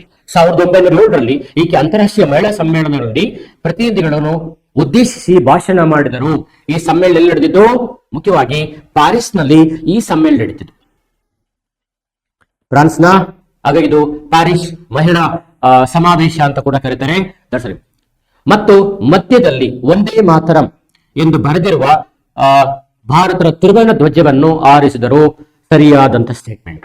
ಅಲ್ಲಿದ್ಕೊಂಡು ಯಾರ್ಯಾರು ಯುರೋಪ್ನಲ್ಲಿ ಭಾರತೀಯ ಮೂಲದ ವ್ಯಕ್ತಿಗಳು ಕಾಯಂ ನೆಲೆಸಿದರೆ ಅವರನ್ನ ಯುನೈಟ್ ಮಾಡಬೇಕು, ಅವರಲ್ಲಿ ಭಾರತದ ಬ್ರಿಟಿಷ್ ಸರ್ಕಾರದ ಬಗ್ಗೆ ಜಾಗೃತಿ ಉಂಟು ಮಾಡಬೇಕು ಅಂತ ಇವರು ಅಲ್ಲಿ ಈ ಸಮಾವೇಶ ಉದ್ಘಾಟನೆ ಮಾಡಿ ಮುಖ್ಯವಾಗಿ ಮಹಿಳೆಯರನ್ನ, ಇತರೆ ಭಾರತೀಯರನ್ನ ಈ ಮೂಲಕ ಅವರು ಅಡ್ರೆಸ್ ಮಾಡಿದ್ರು. ಸರಿಯಾಗಿದೆ. ಆಗ ನೀವು ಇದನ್ನ ಕಣ್ಮುಚ್ಕೊಂಡು ಹಾಕ್ಬಹುದು. ನೆಕ್ಸ್ಟ್, ಸಿ ಬರೋಣ. She founded the London Indian society 1905. This is the wrong statement. ಇದು ಸರಿಯಾದ ಹೇಳಿಕೆಯಲ್ಲ. ಇದರ ಸ್ಟಾರ್ಟ್ ಮಾಡಿದವರು ದಾದಾಬಾಯಿ ನೌರೋಜಿ. ದಾದಾಬಾಯಿ ನೌರೋಜಿ. ಸೊ ನಾವೇನು grand old man of India ಅಂತ ಕರಿತೀವಲ್ವಾ, ಭಾರತದ ವಯೋವೃದ್ಧ ಅಂತ ಹೇಳಿ, ಅವರಿಂದ ಇದು ಲಂಡನ್ ನಲ್ಲಿ ಆರಂಭವಾದ ಸಂಘಟನೆ ಹೊರತು ನಾಟ್ ಬೈ ದಿ. ಸೊ ನಮಗೆ ಮೇಡಮ್ ಬಿಕ್ಜಿ ಕಾಮ. ಓಕೆ, ಅವರ ಪೂರ್ತಿ ಹೆಸರು ಬಿಕ್ಜಿ ರುಸ್ತುಂ ಕಾಮ ಅಂತ ಅರ್ಥ. ಬಿಕ್ಜಿ ರುಸ್ತುಂ ಕಾಮ ಅವರ ಪೂರ್ಣ ಹೆಸರು ಅಂತ ಹಾಕಿ. ಅರ್ಥ ಆಯ್ತಾ? ಆಮೇಲೆ ಇವರು ಪ್ರಾರಂಭ ಮಾಡಿದಂತ ಮ್ಯಾಗಝಿನ್ ಯಾವುದು ಅಂತಂದ್ರೆ that is called Talwar. Okay, ಇವ್ರು ತನ್ನಂತ ಇಂಗ್ಲಿಷ್ ತನ್ನಂತ ಮ್ಯಾಗಝಿನ್ ಯಾವುದು ಅಂತಂದ್ರೆ ತಲ್ವಾರ್. ಹಾಗಾಗಿ ಇಲ್ಲಿ ನೋಡ್ಕೋಬೇಕು, ಈ ಫಸ್ಟ್ ಎ ಸರಿ ಇದೆ, ಬಿ ಕೂಡ ಸರಿ ಇದೆ, ಸಿ ರಾಂಗ್ ಇರೋದ್ರಿಂದ ಕೇವಲ ನೋಡಿ ಇಲ್ಲಿ ಆಪ್ಷನ್ಸ್ ಇದೆ, only 1 statement, only 2 statements, only 3 statements ಅಂತ ಇದೆ. ನೀವು ಆಪ್ಷನ್ಗೆ ಹೋಗಬೇಕು, only 2 statements are the right statements. Okay, ಇದನ್ನ ಚೆಕ್ ಮಾಡ್ಕೊಳ್ಳಿ. So this is the 78 so questions of the forest. ಎಲ್ಲ ಕೂಡ ಮಾಡರ್ನ್ ಹಿಸ್ಟ್ರಿಗೆ ಸುಮಾರು ಜಾಸ್ತಿ ಪ್ರಶ್ನೆ ಬಂದರೆ ಸರಿ ಮಾಡರ್ನ್ ಹಿಸ್ಟ್ರಿಗೆ ಕ್ವಶನ್ ಬಂದಿರೋದು. ಸೌತ್ ಇಂಡಿಯಾಗೆ 2 ಕ್ವಶನ್ಸ್ ಬಂದಿದೆ. ಮಾಡರ್ನ್ ಹಿಸ್ಟ್ರಿಗೆ ಕ್ವಶನ್ಸ್ ನೋಡ್ತಾ ಇದ್ರಿ, ಚೆಕ್ ಮಾಡ್ಕೊಳ್ತೀರಾ, ಇದು ಮಾಡ್ಕೊಳ್ಳಿ. ಓಕೆ, ಇದು ಫಸ್ಟ್ ಪಾರ್ಟ್. ನೆಕ್ಸ್ಟ್ ಇನ್ನೊಂದು ಪ್ರಶ್ನೆ ನಾವೀಗ ಆಯ್ಕೆ ಮಾಡ್ಕೊಳ್ತವನ 79ನೇ ಪ್ರಶ್ನೆಗೆ ನಾವೀಗ ಬರೋಣ. 79 ಕ್ವಶನ್ಸ್. ಇದು ಕೂಡ ಮಾಡರ್ನ್ ಹಿಸ್ಟ್ರಿಗೆ ಸಂಬಂಧಪಟ್ಟಂತ ಪ್ರಶ್ನೆ, ಆಧುನಿಕ ಭಾರತ ಇತಿಹಾಸಕ್ಕೆ ಸಂಬಂಧಪಟ್ಟಂತ ಪ್ರಶ್ನೆ. ಇದು ಕೂಡ ಸುಲಭವಾಗಿದೆ. ಯಾರು ಮಾಡರ್ನ್ ಹಿಸ್ಟ್ರಿ ಓದಿದ್ರಾ ಆರಾಮಾಗಿ ಇದನ್ನು ಕೂಡ ತಾವು ಚೂಸ್ ಮಾಡಿರ್ತಾರೆ ಅಂತ ಅನ್ಕೊಂಡಿದ್ದೀನಿ. ಏನು ಕಷ್ಟ ಆಗಿರಲ್ಲ, ಯಾಕಂದ್ರೆ ಇದನ್ನ ಎಲ್ಲ ಬುಕ್ಸ್ ಅಲ್ಲೂ ಕೂಡ ಇದು ನಿಮಗೆ ಸಿಗುತ್ತೆ. With reference to the Indian history, Morley Minto reforms 1909 resulted in ಅಂತ ಕೊಟ್ಟಿದ್ದಾರೆ. 1909ರ ಮಾರ್ಲೆ ಮಿಂಟೋ ಸುಧಾರಣೆಗಳ ಫಲವಾಗಿ ಯಾವ್ದಾಯಿತು ಅಂತ ಅರ್ಥ. Okay, first one, reforms promoted establishment of self government in future. ಭವಿಷ್ಯದಲ್ಲಿ ಸ್ವಯಂ ಆಡಳಿತ ಸ್ಥಾಪನೆಗೆ ನೆರವಾಗುವಂತಹ ಸುಧಾರಣೆಗಳನ್ನ ಇದು ಕೊಡ್ತು ಅಂತ ಅರ್ಥ. ಅಂದ್ರೆ ಇದರ ಸುಧಾರಣೆಗಳು ಭವಿಷ್ಯದಲ್ಲಿ ಸ್ವಯಂ ಆಡಳಿತ ಸ್ಥಾಪನೆಗೆ ನೆರವನ್ನ ಕೊಡ್ತು ಅಂತ ಇದೆ. It's absolutely wrong statement. ಅರ್ಥ ಆಯ್ತಾ? ಇದು ಆಗ ಇದನ್ನ ನಿಮ್ಗೆ ಸೆಲ್ಫ್ ಗವರ್ಮೆಂಟ್ ಅಂತ ಬಂದಿದ್ದು ನಮ್ಗೆ. ಸೊ ಮುಂದಿನ ದಿನಗಳಲ್ಲಿ ಅದನ್ನ ಸ್ಪಷ್ಟಪಡಿಸಿರೋದು ಈ ಇದರ ಮೂಲಕ ಅಲ್ಲ. ಓಕೆ, ಸೊ ಹಾಗಾಗಿ ಫಸ್ಟ್ ಇಂಪಾರ್ಟೆಂಟ್ ಡೆವಲಪ್ಮೆಂಟ್ಸ್ ಚೆಕ್ ಮಾಡ್ತಾ ಹೋಗೋಣ. It increase the number of seats in provincial and imperial councils. Okay, ಇದು ಪ್ರಾಂತೀಯ ಮತ್ತು ಕೇಂದ್ರ ಶಾಸಕಾಂಗ ಸಭೆಗಳ ಸಂಖ್ಯೆಯನ್ನ ಹೆಚ್ಚಿಸಿತು. Right statement. ಪ್ರಾಂತೀಯ ಶಾಸಕಾಂಗ ಸಭೆಗಳ ಪಾತ್ರವನ್ನು ಹೆಚ್ಚಿಸಿತು ಮತ್ತು ಕೇಂದ್ರ ಪ್ರಾಂತೀಯ ಶಾಸಕಾಂಗ ಸಭೆಗಳ ಸದಸ್ಯರ ಸಂಖ್ಯೆಯನ್ನ ಹೆಚ್ಚಳ ಮಾಡಿತು ಅಂತ ಅರ್ಥ. ಅರ್ಥ ಆಯ್ತಾ? ಅದು ಫಸ್ಟ್ ಪೋರ್ಷನ್ಸ್. ಯಾಕೆಂತಂದ್ರೆ ಆದ್ರೆ ಸದಸ್ಯ ಸಂಖ್ಯೆಯಲ್ಲಿ 2 ರೀತಿ ಸದಸ್ಯರನ್ನ ಪರಿಚಯ ಮಾಡ್ತು. ಒಂದು ಅಫಿಷಿಯಲ್ ಮೆಂಬರ್ಸ್, ಇನ್ನೊಂದು ನಾನ್ ಅಫಿಷಿಯಲ್ ಮೆಂಬರ್ಸ್ ಅಂತ. ಅಧಿಕಾರಿಗಳ ಸದಸ್ಯರು, ಅಧಿಕಾರೇತರ ಸದಸ್ಯರು ಅದನ್ನ 2 ಕಡೆ ಅದು ಇನ್ಕ್ರೀಸ್ ಮಾಡ್ತು. ಓಕೆ, ಅಫಿಷಿಯಲ್ ಮೆಂಬರ್ಸ್, ನಾನ್ ಅಫಿಷಿಯಲ್ ಮೆಂಬರ್ಸ್. ಅಧಿಕಾರಿಗಳ ಸದಸ್ಯರ ಸಂಖ್ಯೆ, ಅಧಿಕಾರೇತರ ಸದಸ್ಯರ ಸಂಖ್ಯೆ ಎರಡನ್ನು ಕೂಡ ಇನ್ಕ್ರೀಸ್ ಮಾಡ್ತು. ಹಂಗಾಗಿ ಇದು right statement. It introduce the separate electorate. ಇದು 100% correct. Okay, it is separate electorate ಅಂದ್ರೆ ಪ್ರತ್ಯೇಕ ಮತಕ್ಷೇತ್ರಗಳನ್ನ ಜಾರಿಗೆ ತಂದಿತು. ಯಾರಿಗೆ ಸಪರೇಟ್ ಎಲೆಕ್ಟ್ರೇಟ್ ಕೊಡ್ತು? Indian minorities. ಇಂಡಿಯನ್ ಮೈನಾರಿಟೀಸ್ ಅಂತ ಯಾರು ಭಾರತದಲ್ಲಿ ಈ ಅಲ್ಪಸಂಖ್ಯಾತರು ಅಂತ ಇದ್ರು, ಭಾರತೀಯ ಅಲ್ಪಸಂಖ್ಯಾತರಿಗೆ ಇದು ಪ್ರತ್ಯೇಕ ಮತಕ್ಷೇತ್ರಗಳನ್ನು ಕೊಡ್ತು. ಅದರಲ್ಲಿ ಮುಖ್ಯವಾಗಿ ಅಂತಂದ್ರೆ ನಾವು ಮುಸ್ಲಿಮ್ಸ್, ಅರ್ಥ ಆಯ್ತಾ? ಮುಸಲ್ಮಾನರಿಗೆ ಇದು ಕೊಡ್ತು. Anglo Indians, okay, Indo Europeans, Indo ಯುರೋಪಿಯನ್ಸ್ಗೆ ಇದು ಕೊಡ್ತು. ನೆಕ್ಸ್ಟ್ ಸಿಖ್ಖರಿಗೆ ಇದು ಒದಗಿಸ್ಕೊಡ್ತು. ಅರ್ಥ ಆಯ್ತಾ? ಇಂಥ ವರ್ಗಕ್ಕೆ ಇದು ಇವರೆಲ್ಲರೂ ಕೂಡ ಅಲ್ಪಸಂಖ್ಯಾತರು ಅಂತ ಹೇಳಿತು. ಇಂಥವರಿಗೆ ಅವರು ಸಪರೇಟ್ ಎಲೆಕ್ಷನ್ ಕಾನ್ಸ್ಟಿಟ್ಯೂಷನ್ ಅವರಿಗೆ ಮತಕ್ಷೇತ್ರಗಳನ್ನ ಚುನಾವಣಾ ಕ್ಷೇತ್ರಗಳನ್ನ ರಿಸರ್ವ್ ಮಾಡ್ತಿದ್ರು. ಅಲ್ಲಿ ಅವ್ರು ನಿಂತ್ಕೊಂಡು ಕಂಟೆಸ್ಟ್ ಮಾಡಿ ಗೆದ್ದು ಅವರು ಕೇಂದ್ರ ಮತ್ತು ಪ್ರಾಂತೀಯ ಶಾಸಕಾಂಗ ಬರೋದಕ್ಕೆ ಅವಕಾಶವನ್ನ ಮಾಡಿಕೊಡ್ತಿದ್ರು. Next, one Indian viceroy executive council was appointed. One Indian in viceroy executive council was appointed.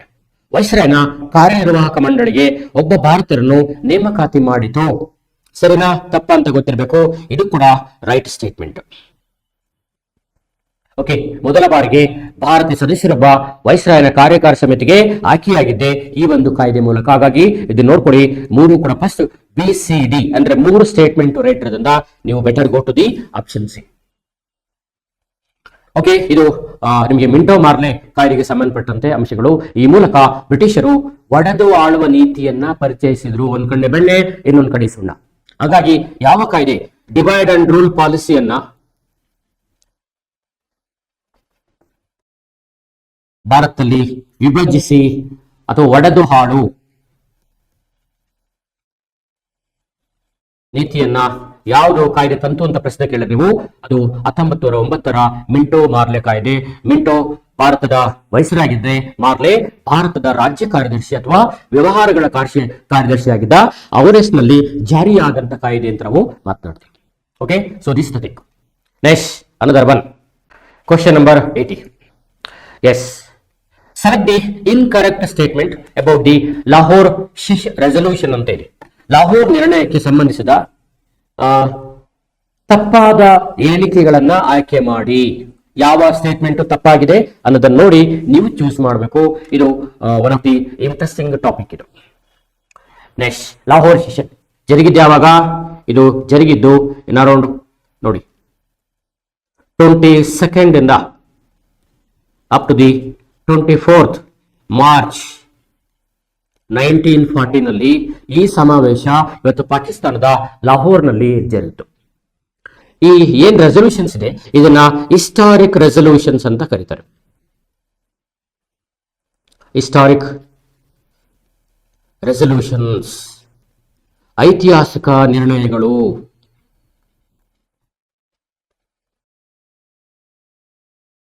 ಅಂತ ನಾವು ಗುರುತಿಸ್ಕೊಳ್ತೀವಿ.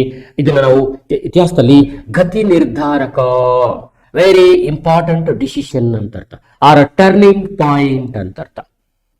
ಭಾರತ ಸ್ವಾತಂತ್ರ್ಯದಲ್ಲಿ ತುಂಬಾ ಗತಿ ನಿರ್ಧಾರಕ ಯಾವುದು, ಟರ್ನಿಂಗ್ ಪಾಯಿಂಟ್ ಯಾವುದು ಸ್ವಾತಂತ್ರ್ಯ ಚಳವಳಿ ಅಂತಂದ್ರೆ that is called Lahore session. ಇದನ್ನ turning point in the freedom struggle of India, ಗತಿ ನಿರ್ಧಾರಕ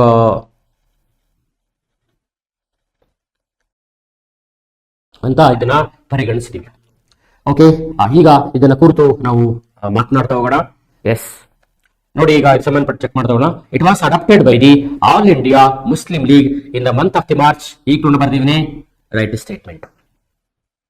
ಇದು ಮಾರ್ಚ್ 1940ರಲ್ಲಿ ಅಖಿಲ ಭಾರತ ಮುಸ್ಲಿಂ ಲೀಗ್ ಇಂದ ಅಂಗೀಕರಿಸಲ್ಪಟ್ಟಿತು, ಸರಿಯಾದಂತ ಹೇಳಿಕೆ. Next, resolution stated that the areas in which the Muslims are numerically in a majority as in the northwestern and eastern zones of British India should be grouped to constitute independent state. ನೋಡಿ ಕನ್ನಡದಲ್ಲಿ ಭಾರತದ ವಾಯುವ್ಯ ಪೂರ್ವ ವಲಯಗಳಲ್ಲಿರುವಂತೆ ಸಂಖ್ಯೆಯಲ್ಲಿ ಮುಸ್ಲಿಮರಿರುವ ಪ್ರದೇಶಗಳನ್ನು ಸ್ವತಂತ್ರ ರಾಜ್ಯಗಳನ್ನಾಗಿ ರಚಿಸಬೇಕೆಂದು ನಿರ್ಣಯವು ತಿಳಿಸುತ್ತದೆ. Right statement. ಅರ್ಥ ಆಯ್ತಾ? Next, another one, it the resolution does not include the word Pakistan. ಈ ನಿರ್ಣಯವು ಎಲ್ಲಿಯೂ ಪಾಕಿಸ್ತಾನ ಪದವನ್ನು ಒಳಗೊಂಡಿರುವುದಿಲ್ಲ. ಇದು ರಾಂಗ್ ಸ್ಟೇಟ್ಮೆಂಟ್. ಯಾಕೆಂತಂದ್ರೆ it passed the Pakistan resolution. Pakistan resolution ನಾವು ಇಲ್ಲಿ ಗುರುತಿಸ್ಕೊಳ್ತೀವಿ. ಇಲ್ಲಿಯೇ ಪಾಕಿಸ್ತಾನದ ನಿರ್ಣಯವನ್ನ ತೆಗೆದುಕೊಳ್ಳಲಾಯಿತು. ಪಾಕಿಸ್ತಾನ ನಿರ್ಣಯವನ್ನ ಇಲ್ಲೇ ತೆಗೆದುಕೊಳ್ಳಲಾಗಿತ್ತು. ಫಾರ್ ಎಕ್ಸಾಂಪಲ್ ನೋಡಿ, ಪಿ ಅಂದ್ರೇನು ಪಂಜಾಬ್, ಎ ಅಂದ್ರೇನು ಅಫ್ಘಾನಿಸ್ತಾನ್, ಕೆ ಅಂದ್ರೇನು ಕಾಶ್ಮೀರ್, ನೆಕ್ಸ್ಟ್ ಐ ಎಸ್ ಅಂದ್ರೇನು ಸಿಂಧ್, ಟಿಎ ಏನಂದ್ರೇನು ಬಲೂಚಿಸ್ತಾನ್. ನೋಡಿ ಬಂತು ಟೇನಲ್ಲಿ. ಅಂದ್ರೆ ಪಂಜಾಬ್, ಅಫ್ಘಾನಿಸ್ತಾನ್, ಕಾಶ್ಮೀರ್, ಸಿಂಧ್ ಮತ್ತು ಬಲೂಚಿಸ್ತಾನಗಳ ಏನಿದಾವೆ ಇವೆಲ್ಲ north western and eastern zones of the British ಅಂತ. ಇವೆಲ್ಲವನ್ನ ಬ್ರಿಟಿಷರ ವಾಯುವ್ಯ ಭಾಗ ಮತ್ತು ಪೂರ್ವ ಭಾಗದ ವಲಯಗಳು. ಇವೆಲ್ಲವನ್ನ ಅದು ಈ ರೀತಿ ನಿರ್ಧಾರ ಮಾಡ್ತು. ಈ ರೀತಿ ಪಾಕಿಸ್ತಾನ ಅನ್ನೋ ಪದವನ್ನ ಮೊದಲ ಪ್ರತಿಪಾದನೆ ಮಾಡಿದವನು ಅಂತಂದ್ರೆ ಚೌಧರಿ ರೆಹಮತ್ ಅಲಿ ಖಾನ್ ಅಂತ ಅರ್ಥ. Chaudhary Rehmat Ali Khan. Okay, he was a student of Oxford University of London. ಲಂಡನ್ನ ಆಕ್ಸ್ಫರ್ಡ್ ವಿಶ್ವವಿದ್ಯಾಲಯದ ಮುಸ್ಲಿಂ ವಿದ್ಯಾರ್ಥಿ ಹೆಸರು Chaudhary Rehmat Ali Khan. He submitted his plan known as a student plan in the round table conference of the England in 1930. England ಅಲ್ಲಿ ಎರಡನೇ ಮತ್ತು ಮೂರನೇ ದುಂಡುಮೆ ಸಭೆಯಲ್ಲಿ ಈ ಹುಡುಗ ಸೊ ತನ್ನ ಯೋಜನೆಯನ್ನ ಪ್ರಸ್ತಾಪ ಮಾಡಿದ. ಈ ಯೋಜನೆಗೆ ಸ್ಟೂಡೆಂಟ್ ಪ್ಲಾನ್ ಅಂತ ಕರೀತಾರೆ, ವಿದ್ಯಾರ್ಥಿ ಯೋಜನೆ ಅಂತ ಕರೀತಾರೆ. ಈ ಯೋಜನೆಯಲ್ಲಿ insisted the significance of the Pakistan. ಅವ್ನು ಹೇಳ್ತಾರೆ ನೋಡಿವೆಲ್ಲ, ಕೃಷಿ, ವ್ಯಾಪಾರ, ವಾಣಿಜ್ಯಕ್ಕೆ ಏಳು ಮಾಡಿಸಿದಂತ ಜಾಗಗಳು, ಹೆಚ್ಚು ನದಿಗಳು ಇರುವಂತ ಜಾಗಗಳು, ಇವೆಲ್ಲ ಮಾಡಿಕೊಂಡು ನಮ್ ಸಪರೇಟ್ ದೇಶ ಮಾಡ್ಕೊಳ್ಳೋಣ, ಆಗ ಮುಸಲ್ಮಾನರಿಗೆ ಪ್ರತ್ಯೇಕ ದೇಶ ಸಿಗುತ್ತೆ, ಅಧಿಕಾರ ಸಿಗುತ್ತೆ ಅಂತೇಳಿ ರೌಂಡ್ ಟೇಬಲ್ ಕಾನ್ಫರೆನ್ಸ್ ಅಲ್ಲಿ ಉದ್ದೇಶಿಸಿ ಮಾತನಾಡಿದ. ಯಾರ್ಯಾರು ರೌಂಡ್ ಟೇಬಲ್ ಕಾನ್ಫರೆನ್ಸ್ಗೆ ಭಾರತದ ಮುಸ್ಲಿಂ ಪ್ರತಿನಿಧಿಗಳು ಹೋಗಿದ್ರು ಅವರಿಗೆ ಮನವಿಯನ್ನು ಕೂಡ ಕೊಟ್ಟ. ಇಲ್ಲವರೆಲ್ಲ ಯಾರ ಹುಡುಗ ಹೇಳ್ತಾನೆ ಅಂದ್ಬಿಟ್ಟು ತಲೆ ಕೆಡಿಸ್ಕೊಳ್ಳಿಲ್ಲ ಅವರು. ಆಯ್ತು ನೋಡೋಣ ಹೋಗಪ್ಪ ಅಂದ್ರು. ಯಾವಾಗ 1937 ಎಲೆಕ್ಷನ್ ಆಯ್ತಲ್ವಾ, ಎಲೆಕ್ಷನ್ ಅಲ್ಲಿ ಮುಸ್ಲಿಂ ಲೀಗ್ ಸೋತು ಸುಣ್ಣ ಆಯ್ತು. ಅವ್ರಿಗೆ ಗೊತ್ತಾಯ್ತು ನಾವು ಕಾಂಗ್ರೆಸ್ ಜೊತೆ ಕಾಂಪೀಟ್ ಮಾಡ್ರೆ ಖಂಡಿತ ಗೆಲ್ಲೋದಕ್ಕಾಗಲ್ಲ ಅಂತ ಅವ್ರಿಗೆ ಗೊತ್ತಾಯ್ತು.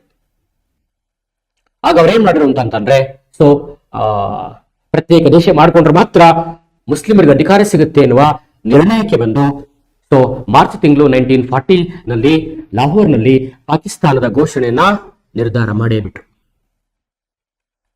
ಓಕೆ, ಹಾಗಾಗಿ ಇದನ್ನಿದೆಯಲ್ಲ, ಈ ಲಾಹೋರ್ ರೆಸಲ್ಯೂಷನ್ ಅಲ್ಲ, it prepared by the 9 members of the Indian Muslim league. Prepared by 9 members of Muslim league. Muslim league ನ 9 ಜನ ಸದಸ್ಯರು ಈ ರೆಸಲ್ಯೂಷನ್ಸ್ ಅನ್ನ ಅವರು ಡ್ರಾಫ್ಟ್ ಮಾಡಿದ್ರು, ಬರೆದ್ರು. ಬಟ್ ಈ ಡ್ರಾಫ್ಟ್ ಅನ್ನ ಪ್ರೆಸೆಂಟ್ ಮಾಡಿದವನು ಯಾರು, ಓದ್ದವನು ಯಾರು ಈ ಅಧಿವೇಶನದಲ್ಲಿ ಅಂತಂದ್ರೆ ಆತನೇ ಎ.ಕೆ. ಫಜಲ್ ಹಕ್ ಅಂತ. AK. Fazal Haq. It was presented by Muslim leader A.K. Fazal Haq in these occasions. ಹಾಗಾಗಿ one of the important development ಅಂದ್ರೆ ಗೊತ್ತಿರಬೇಕಾದ್ರು, none of the statements are incorrect ಅಂತ ಇದೆ, ತಪ್ಪು. ಈ ಸ್ಟೇಟ್ಮೆಂಟು ತಪ್ಪಾಗಿದೆ, ಮೂರನೇ ಸರಿಯಾಗಿದೆ. ಹಾಗಾಗಿ ನೀವೇನ್ ಮಾಡ್ಬೇಕು ಅಂತಂದ್ರೆ ಆಪ್ಷನ್ಸ್ ಬಂದಾಗ ಸೊ ನೀವು ಇದನ್ನ ಆಯ್ಕೆ ಮಾಡ್ಕೋಬೇಕು. ಅರ್ಥ ಆಯ್ತಾ? So this are the important developments about D. ಇದರಲ್ಲಿ ಯಾವ್ದು ತಪ್ಪಾಗಿದೆ ಅಂತ ಕೇಳಿದ್ರೆ ಮೂರನೇ ಸ್ಟೇಟ್ಮೆಂಟ್ ತಪ್ಪಾಗಿದೆ, ಮಿಕ್ಕಿದೆಲ್ಲ ಸರಿ ಇದೆ. ಆಯ್ತಾ? ಸೊ ಇದನ್ನ ಆಯ್ಕೆ ಮಾಡಿ ಈ ತರ ಓದ್ಕೊಳ್ಳೋದ್ರಿಂದ ನಿಮ್ಗೆ ಹೆಚ್ಚು ಲಾಭ ಅಂತ ಅನ್ಸುತ್ತೆ. ನೋಡೋಣ. ಓಕೆ, ಈಗ ಮುಂದಿನ ಪ್ರಶ್ನೆಗೆ ಹೋಗೋಣ. ಬನ್ನಿ ನೆಕ್ಸ್ಟ್ ಹೋಗೋಣ. 81ನೇ ಪ್ರಶ್ನೆಗೆ ಹೋಗೋಣ ಈಗ. ನೆಕ್ಸ್ಟ್ ಈಗ 81ನೇ ಪ್ರಶ್ನೆ. Consider the following statements with reference to the Meena Bazaar ಅಂತ ಇದೆ. ಮೀನಾ ಬಜಾರ್ಗೆ ಸಂಬಂಧಿಸಿದ ಹೇಳಿಕೆಗಳನ್ನ ಪರಿಶೀಲಿಸಿ ಅಥವಾ ಪರಿಗಣಿಸಿ ಅಂತ. ಇದು ಮೊಘಲ್ ಶಿಸ್ತಿಗೆ ಸಂಬಂಧಪಟ್ಟಂತ ಪ್ರಶ್ನೆ, ಅವರ ವಾಣಿಜ್ಯ ಕ್ಷೇತ್ರಕ್ಕೆ ಸಂಬಂಧಪಟ್ಟಂತ ಪ್ರಶ್ನೆ. ಇದು ಮೊಘಲರ ವಾಣಿಜ್ಯ ಕ್ಷೇತ್ರಕ್ಕೆ, ಆರ್ಥಿಕ ಕ್ಷೇತ್ರಕ್ಕೆ ಸಂಬಂಧಪಟ್ಟಂತ ಪ್ರಶ್ನೆಯನ್ನ ಅನ್ಕೊಟ್ಟಿದ್ದಾರೆ. ಯಾವ ರೀತಿ ಕೇಳ್ತಾರೆ ಅಂತ ಯಾರಿಗೂ ಗೊತ್ತಿರಲ್ಲ, ಆದ್ರೆ ಕೇಳಿದರೆ ಒಳ್ಳೆ ಪ್ರಶ್ನೆ ಚೆನ್ನಾಗಿದೆ, ನೋಡೋ ಮನೆಗೆ ಅಂತ. Humayun was the first Mughal emperor to introduce it. ಇದನ್ನ ಪರಿಚಯಿಸಿದ ಮೊದಲ ಮೊಘಲ್ ರಾಜ ಅಂದ್ರೆ ಹುಮಾಯೂನ್ ಅಂತ ಇದೆ. ಸರಿಯಾದ ಕಣ್ಮುಚ್ಚೋಣಾಕಿ, ಸರಿಯಾದಂತ ಹೇಳಿಕೆ. Next, Akbar exalted such days of the festival as Khush rose ಅಂತ ಇದೆ. ಅಕ್ಬರ್ನು ಈ ರೀತಿಯ ಹಬ್ಬದ ದಿನಗಳನ್ನು ಖುಷ್ ರೋಸ್ ಅಂತ ಹೇಳಿ ಶ್ಲಾಘಿಸಿದನು. ಅವರೆಲ್ಲ ಖುಷಿಯಾಗಿದ್ದಾಗ ಖುಷ್ ರೋಸ್ ಅಂತಿತ್ತು ಅಂತ. ಎಂತ ಅದ್ಭುತ ಅಂತ. ಓಕೆ, ಎಷ್ಟೊಂದು ಆಹ್ಲಾದಕರ ಅಂತ ಖುಷಿಯಾಗಿ ಅವರು ಹೇಳ್ತಾ ಇದ್ರು. ತುಂಬಾ ಆಹ್ಲಾದಕರವಾಗಿತ್ತು, ಖುಷಿಯಾಗಿತ್ತು. ಹಂಗಾಗಿ ಅವರೇ ಮಾಡ್ತಿದ್ರು ಖುಷ್ ಸೊ ರೋಸ್ ಅಥವಾ ರುಜಾ ಅಂತ ಕರಿತಾ ಇದ್ರು. ಹಾಗಾಗಿ ಇದು ಕೂಡ ಸರಿಯಾದಂತ ಹೇಳಿಕೆ. Shahjahan arranged the such bazaar on occasion of the every festival. Okay, Shahjahan ಪ್ರತಿಯೊಂದು ಉತ್ಸವದ ಸಂದರ್ಭದಲ್ಲೂ ಇಂಥ ಬಜಾರನ್ನು ಏರ್ಪಡಿಸುತ್ತಿದ್ದನು. ಇದು ಕೂಡ right statement. Next, it is invariably followed the Navroz celebration. ಇದು ನವರೋಸ್ ಆಚರಣೆಯನ್ನು ಏಕರೂಪವಾಗಿ ಅನುಸರಿಸುತ್ತಿತ್ತು. ಅರ್ಥ ಆಯ್ತಾ? ಇಲ್ಲಿ ಏನೇ ಸ್ಟೇಟ್ಮೆಂಟ್ ಕೊಟ್ಟಿದ್ದಾರೆ ಅಷ್ಟು ಸ್ಟೇಟ್ಮೆಂಟು ಮೀನಾ ಬಜಾರ್ಗೆ ಸರಿಯಾದಂತ ಹೇಳಿಕೆ. ಅರ್ಥ ಆಯ್ತಾ? ಯಾಕೆಂತಂದ್ರೆ ಸಾಮಾನ್ಯವಾಗಿ ಇದು ಮುಸ್ಲಿಮರ ಹಬ್ಬ ನವರೋಸ್ ಸಂದರ್ಭದಲ್ಲಿ ಹೆಚ್ಚಾಗಿ ಈ ಮೀನಾ ಬಜಾರು ಸೇರ್ಪಡೆ ಆಗ್ತಿತ್ತು ಸಾಮಾನ್ಯವಾಗಿ. So it open for the business for 5 to 8 days. 5 to 8 days during the Navroz. During the Navroz ಅಂತ. ನವರೋಸ್ನ ಸಂದರ್ಭದಲ್ಲಿ ನವರೋಜ ಅಥವಾ ನವರೋಜ್ ಎರಡು ಕೂಡ ಒಂದೇ. ಸುಮಾರು 5ರಿಂದ 8 ದಿನಗಳ ಕಾಲ ಹಬ್ಬದಲ್ಲಿ ಈ ಬಜಾರ್ ಅನ್ನ ಅವರು ಏರ್ಪಡಿಸ್ತಾ ಇದ್ರು. ಅರ್ಥ ಆಯ್ತಾ? Next one of the important steps ಅಂತ ಕುರಿತು ನಾವು ಮಾತನಾಡ್ತೀವಿ. ಯಾಕಂದ್ರೆ ಈ ಬಜಾರ್ ಎಲ್ಲಿ ಏರ್ಪಡಿಸ್ತಿದ್ರು?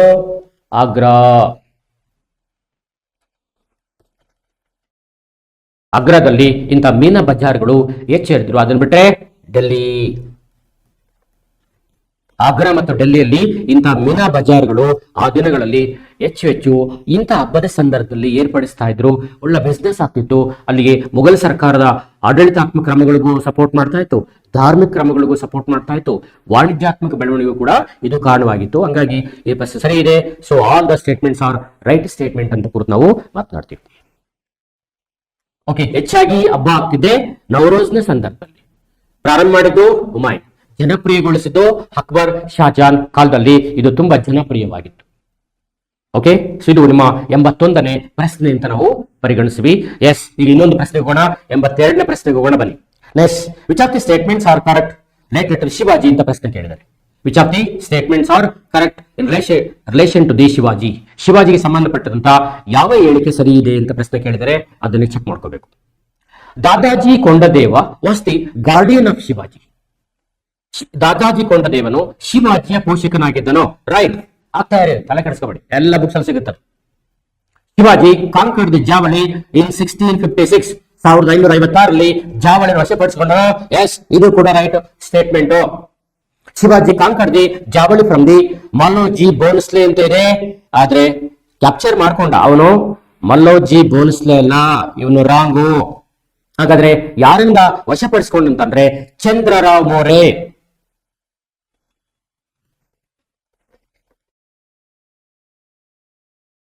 ಚಂದ್ರರಾವ್ ಮೋರೆ ಅನ್ನುವ ಮರಾಠ ನಾಯಕ, ಅವನು ಬಿಜಾಪುರ ಸುಲ್ತಾನನ ಮರಾಠ ನಾಯಕ ಯಾರು? ಚಂದ್ರರಾವ್ ಮೋರೆ ಅವರಿಂದ ಈತ ಜಾವಳಿಯನ್ನ 1656 ಅಲ್ಲಿ ಕ್ಯಾಪ್ಚರ್ ಮಾಡ್ಕೊಂಡ. ಫಸ್ಟ್ 2 ಸ್ಟೇಟ್ಮೆಂಟ್ ಸರಿ ಇದೆ. ಓಕೆ, ಆದ್ರೆ ಇದು ಮಾತ್ರ ರಾಂಗ್ ಇರೋದನ್ನ ನಾವು ಗುರುತಿಸ್ಕೊಳ್ತೀವಿ. Next, Shivaji was the only son of Shaji.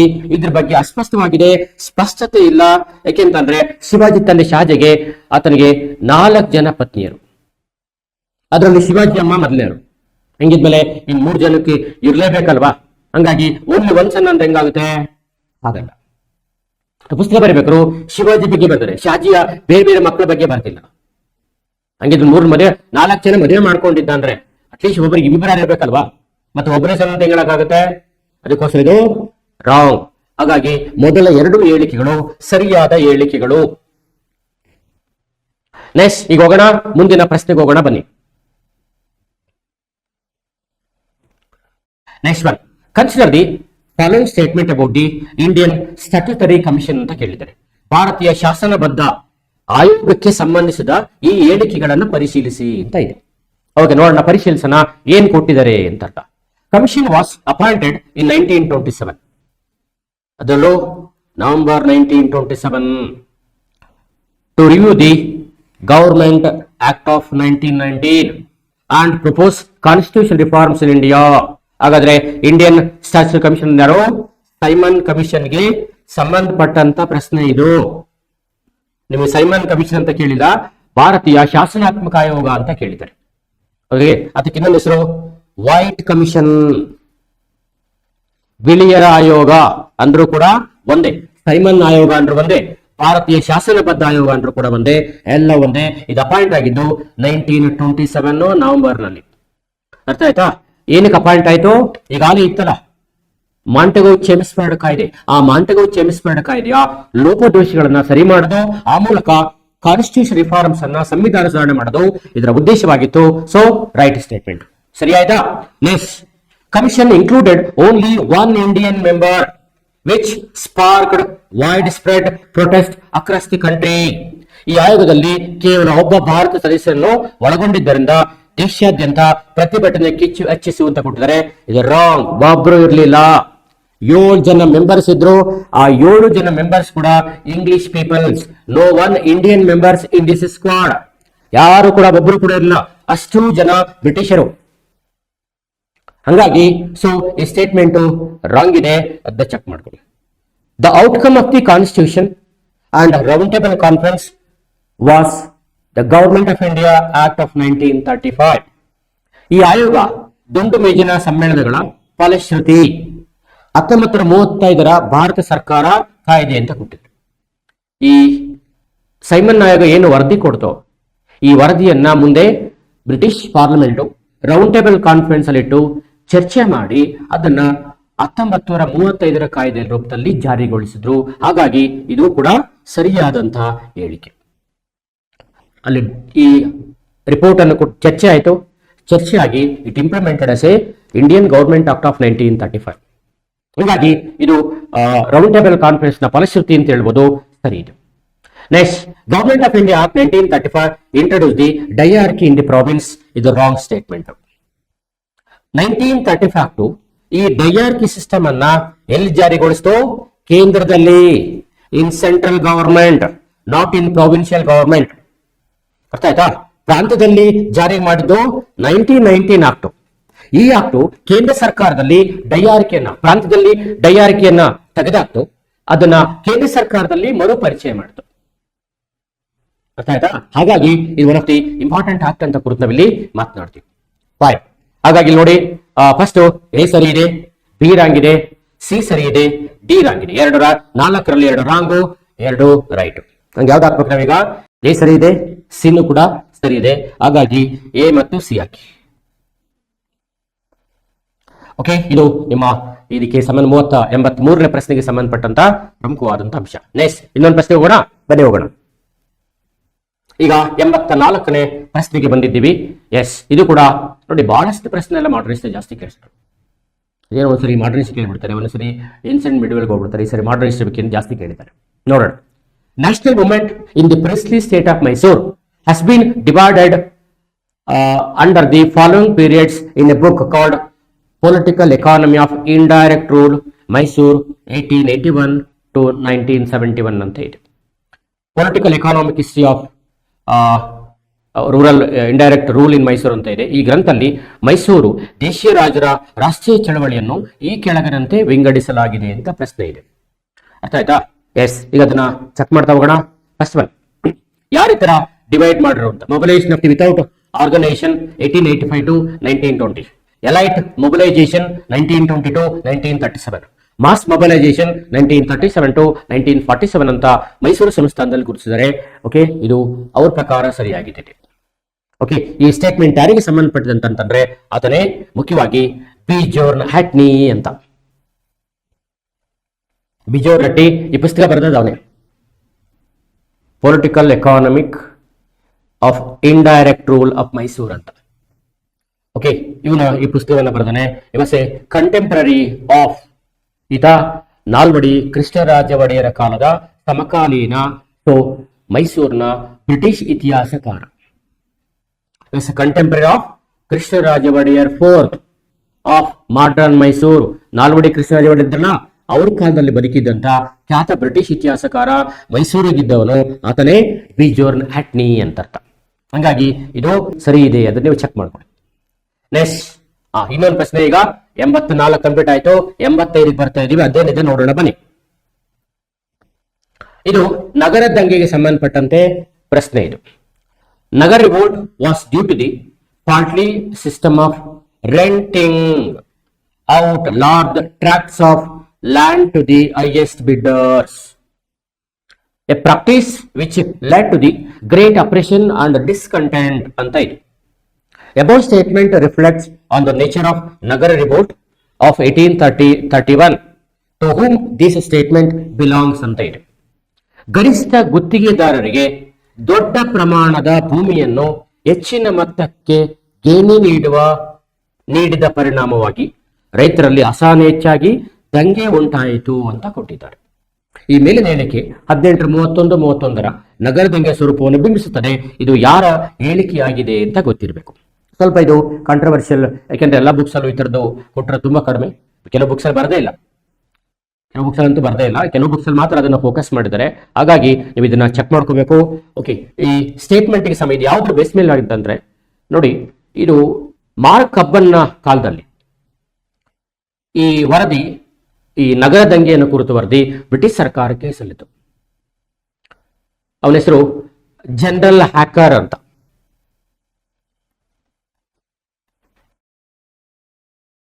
General hacker ವರದಿ 1831. ನಗರ ದಂಗೆಯನ್ನು ಕುರಿತು ವಿಚಾರಣೆ ಮಾಡುವುದಕ್ಕೆ ಬ್ರಿಟಿಷ್ ಈಸ್ಟ್ ಇಂಡಿಯಾ ಕಂಪನಿ ನೇಮಕಾತಿ ಮಾಡಿದ ಸಮಿತಿ ಯಾವುದು ಅಂತಂದ್ರೆ ಜನರಲ್ ಹ್ಯಾಕರ್ ರಿಪೋರ್ಟ್ ಅಂತ. General hacker report of 1831. ಅರ್ಥ ಆಯ್ತಾ? ಈ ವರದಿಯನ್ನ ಮೈಸೂರಿನ ಪ್ರಜಾಪ್ರತಿ ಸಭೆಯಲ್ಲಿ ಪ್ರಸ್ತಾಪಿಸ್ತಾನೋ ಮಾರ್ಕ್ ಕಬ್ಬನ್. ಈ ವರದಿ ಇಟ್ಕೊಂಡು ಈ ದಂಗೆಯನ್ನು ಕುರಿತು ಈ ರೀತಿ ಮಾತಾಡಿದ ಅಂತ ನಮ್ಗೆ ಎಲ್ಲಿ ಸಿಗುತ್ತೆ ಅಂತಂದ್ರೆ ನಮಗೆ ಈ ಸಿ ಐವದನ್ ರಾವ್ ಪುಸ್ತಕ ಬರೆದವ್ರೆ. ಐವದನ್ ರಾವ್ ಮೈಸೂರು ಇತಿಹಾಸವನ್ನು ಕುರಿತು ಪುಸ್ತಕ ಬರೆದಾರೆ, ಮೈಸೂರು ಗೆಜೆಟಿಯರ್ ಅಂತ. ಆ ಮೈಸೂರು ಗೆಜೆಟರ್ ಅಲ್ಲಿ ಈ ವರದಿ ಮತ್ತು ಮಾರ್ಕ್ ಕಬ್ಬನ್ ಸ್ಟೇಟ್ಮೆಂಟ್ ಅನ್ನ ಅವರು ಮೆನ್ಷನ್ ಮಾಡ್ತಾರೆ. ಮಾರ್ಕ್ ಕಬ್ಬನ್ನು ಜನರಲ್ ವರದಿಯನ್ನ ಆಧಾರ ಇಟ್ಕೊಂಡು ಇದು ಗರಿಷ್ಠ ಗುತ್ತಿಗೆದಾರರಿಗೆ ದೊಡ್ಡ ಪ್ರಮಾಣದ ಭೂಮಿಯನ್ನು ಹೆಚ್ಚಿನ ಮೊತ್ತಕ್ಕೆ ಗೇಣಿ ನೀಡಿದ ಪರಿಣಾಮವಾಗಿ ರೈತರಲ್ಲಿ ಅಸಹನೆ ಹೆಚ್ಚಾಗಿ ದಂಗೆ ಉಂಟಾಯಿತು ಅಂತ.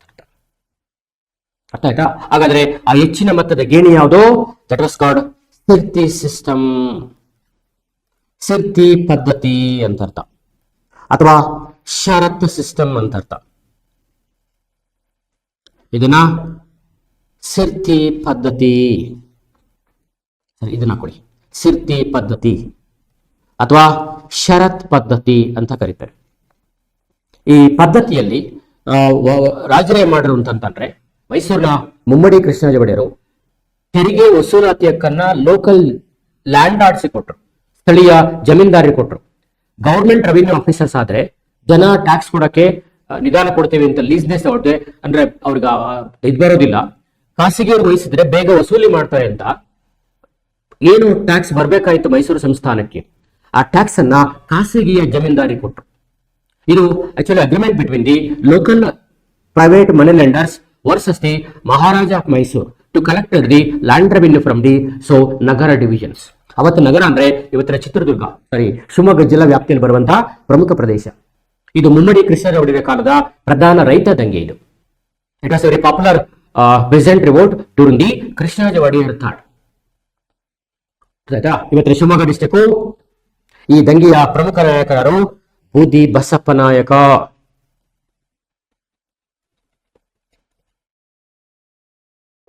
ಬೂದಿ ಬಸಪ್ಪ ನಾಯಕ ಅಥವಾ ಕಾವಿಂದ, ಓಕೆ, ಅಥವಾ ಸಾದರಮಲ್ಲ. ಕಾವಿಂದ ಅಂದ್ರೆ ಒಂದೇ, ಸಾದರಮಲ್ಲ ಅಂದ್ರೆ ಒಂದೇ, ಬೂದಿ ಬಸಪ್ಪ ನಾಯಕ ಅಂದ್ರೆ ಒಂದೇ. ರೈತರ ಯಾವಾಗ ಅವರು ಖಾಸಗಿಯವರಿಗೆ ತೆರಿಗೆಯನ್ನ ಸಂಗ್ರಹದ ವಸೂಲಾತಿ ಅಧಿಕಾರ ಕೊಟ್ಟರು, ಆಗ ರೈತರ ಪರವಾಗಿ ಬಂದು ಈ ದಂಗೆಯ ನಾಯಕತ್ವವನ್ನ ವಹಿಸಿಕೊಂಡವನೇ ಬೂದಿ ಬಸಪ್ಪ ನಾಯಕ. ಮಹಾರಾಜರಿಗೆ ದಂಗೆಯನ್ನು ಕಂಟ್ರೋಲ್ ಮಾಡಕ್ಕಾಗ್ಲಿಲ್ಲ.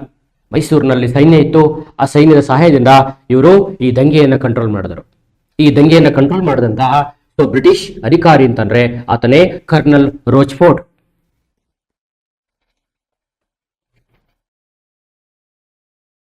ಕರ್ನಲ್ ರೋಚ್ಫೋರ್ಡ್ ಅಂತ. Crushed this rebellion. ಹಾಗಾಗಿ ಈ ದಂಗೆ ಆದ್ಮೇಲೆ ಬ್ರಿಟಿಷ್ ಸರ್ಕಾರ ಈ ದಂಗೆ ಏನು ಅಂತ ತಿಳ್ಕೊಳ್ಳೋದಕ್ಕೆ ನೇಮಕಾತಿ ಮಾಡಿದಂತ ಸಮಿತಿ ಅಂದ್ರೆ ಜನರಲ್ ಹ್ಯಾಕರ್ ಸಮಿತಿ. ಇದೇನು ವರದಿ ಕೊಟ್ಟು ಇದನ್ನ ಮೈಸೂರು ಪ್ರಜಾಸಭೆಯಲ್ಲಿ ಕುರಿತು ಮಾತನಾಡಿದವನು ಮಾರ್ಕ್ ಕಬ್ಬನ್. ಆ ಮಾತನಾಡ್ಬೇಕಾದ್ರೆ ಈ ಹೇಳಿಕೆಗಳನ್ನ ಆತ ಪ್ರಸ್ತಾಪಿಸಿದ್ದ ಅಂತ ನಾನು ಮಾಡರ್ನ್ ಮೈಸೂರ್ ಅನ್ನೋ ಪುಸ್ತಕದಲ್ಲಿ ಓದಿದ್ದೀನಿ. ಆ ಪುಸ್ತಕ ಬರೆದರು ಶಾಮರಾವ್ ಅಂತ ಅರ್ಥ. ಓಕೆ, ಇವೆಲ್ಲವೂ ನಮಗೆ ಕಂಡು ಬರುವಂತದ್ದು. ಇದು 85ನೇ ಪ್ರಶ್ನೆ. ನೆಕ್ಸ್ಟ್ ಕೊನೆಯ ಪ್ರಶ್ನೆ ಬರೋಣ. ದಟ್ ಈಸ್ 86 ಅಂತ ಹಾಕೊಡಿ. Yes. Next one, that is called which sect Ajanta most of the paintings belongs ಅಂತ ಇದೆ. ಅಜಂತರ ಚಿತ್ರಕಲೆಗಳು, ಬಹುಪಾಲು ವರ್ಣಚಿತ್ರಗಳು ಕೆಳಗಿನ ಯಾವ ಪಂಥಕ್ಕೆ ಸೇರಿವೆ ಅಂತ ಕೊಟ್ಟಿದ್ದಾರೆ. Mahayana sect of Buddhism, Hinayana sect of Buddhism, Vajrayana sect of the Buddhism, Hinayana and Vajrayana sect of the Buddhism ಅಂತ ಇದೆ. ಇದು ಎಲ್ಲಾ ಬುಕ್ಸ್ ಅಲ್ಲೂ ಸಿಗೋದು ಕಡಿಮೆ. ಕೆಲವು ಬುಕ್ಸ್ ಅಲ್ಲಿ ಮೆನ್ಷನ್ ಮಾಡಿದ್ರೆ ಕೆಲವು ಬುಕ್ಸ್ ಅಲ್ಲಿ ಸಿಗೋದಿಲ್ಲ. ಆದ್ರೂ ಕೂಡ ಕೆಲವು ವಿಷಯಗಳನ್ನ ಚೆಕ್ ಮಾಡ್ಕೋಬಹುದು.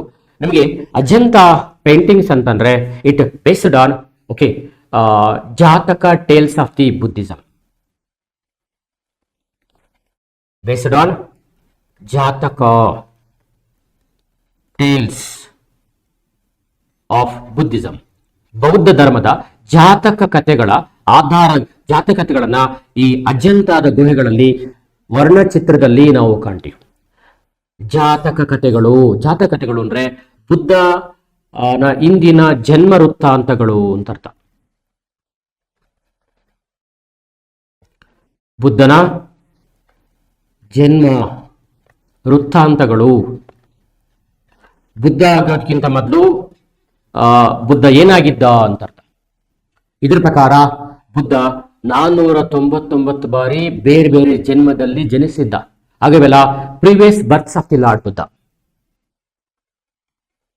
Previous berths of lord Buddha. ಬುದ್ಧನ ಇಂದಿನ ಜನ್ಮ ವೃತ್ತಾಂತಗಳೇ. ಹಾಗಾಗಿ ಯಾವ್ಯಾವ ಇದು ಪಾಳಿ ಭಾಷೆಯಲ್ಲಿ ಬರೆಯಲ್ಪಟ್ಟಿದೆ, ಯಾವ್ಯಾವ್ದು ಪಾಳಿ ಭಾಷೆಯಲ್ಲಿ ಪುಸ್ತಕ ಬರೆಯಲ್ಪಟ್ಟಿದೋ ಅದೆಲ್ಲ ಏನೇ ಅಂದವರು. ಅದಕ್ಕೆ ಸಂಬಂಧಪಟ್ಟಂತೆ ಪೇಂಟಿಂಗ್ಸ್ ಆಗಿರ್ಬೋದು, ಅದಕ್ಕೆ ಸಂಬಂಧಪಟ್ಟ ಏನೇ ಬದಲಾವಣೆ ಆಗಿದೋ ಅದೆಲ್ಲ ಏನೇ ಅಂದವರು. ಹಾಗಾಗಿ ಏನೇ ಅಂದವರು ಇದನ್ನ ತಮ್ಮ ಪವಿತ್ರ ಗುಹೆಗಳು ಅಂತ ಪರಿಗಣಿಸಿದ್ರು ಅಂತ ನಮಗೆ ಟೆಕ್ಸ್ಟ್ ಬುಕ್ ಕಂಡು ಬರುತ್ತೆ. ಹಾಗಾಗಿ ಇದು ಯಾವ ಪಂಥಕ್ಕೆ ಸಂಬಂಧಪಟ್ಟಿದೆ ಅಂತಂದ್ರೆ ಏನೆಯಾನ ಪಂಥ ಅಂತ ನೀವು ಸುಲಭವಾಗಿ ಹೇಳ್ಬೋದು. ಇತ್ತೀಚಿನ ಆಮೇಲೆ ನಂತರ ದಿನಗಳಲ್ಲಿ ಮಹಾನ್ವರು ಕೂಡ ಒಪ್ಕೊಂಡಿರುತ್ತೆ. ಬಟ್ ಮೂಲತಃ ಇದು ಏನೆಯಾನ ಪಂಥದವರ ಗುಂಪಿಗೆ ಸಂಬಂಧಪಟ್ಟಂತ ಚಿತ್ರಕಲೆ ಅಂತ ನಾವು ಗುರುತಿಸಿಕೊಂಡಿದ್ದೀವಿ. ಪ್ರಸ್ತುತ ಮಹಾರಾಷ್ಟ್ರದ ಸಾಂಬಾ ನಗರ ಜಿಲ್ಲಾ ವ್ಯಾಪ್ತಿಗೆ ಬರುವಂತದ್ದೇ ಮತ್ತು ಅದು ಔರಂಗಾಬಾದ್ ಜಿಲ್ಲಾ ವ್ಯಾಪ್ತಿಗೆ ಸಂಬಂಧಿಸಿತ್ತು. So this are the important steps about these things.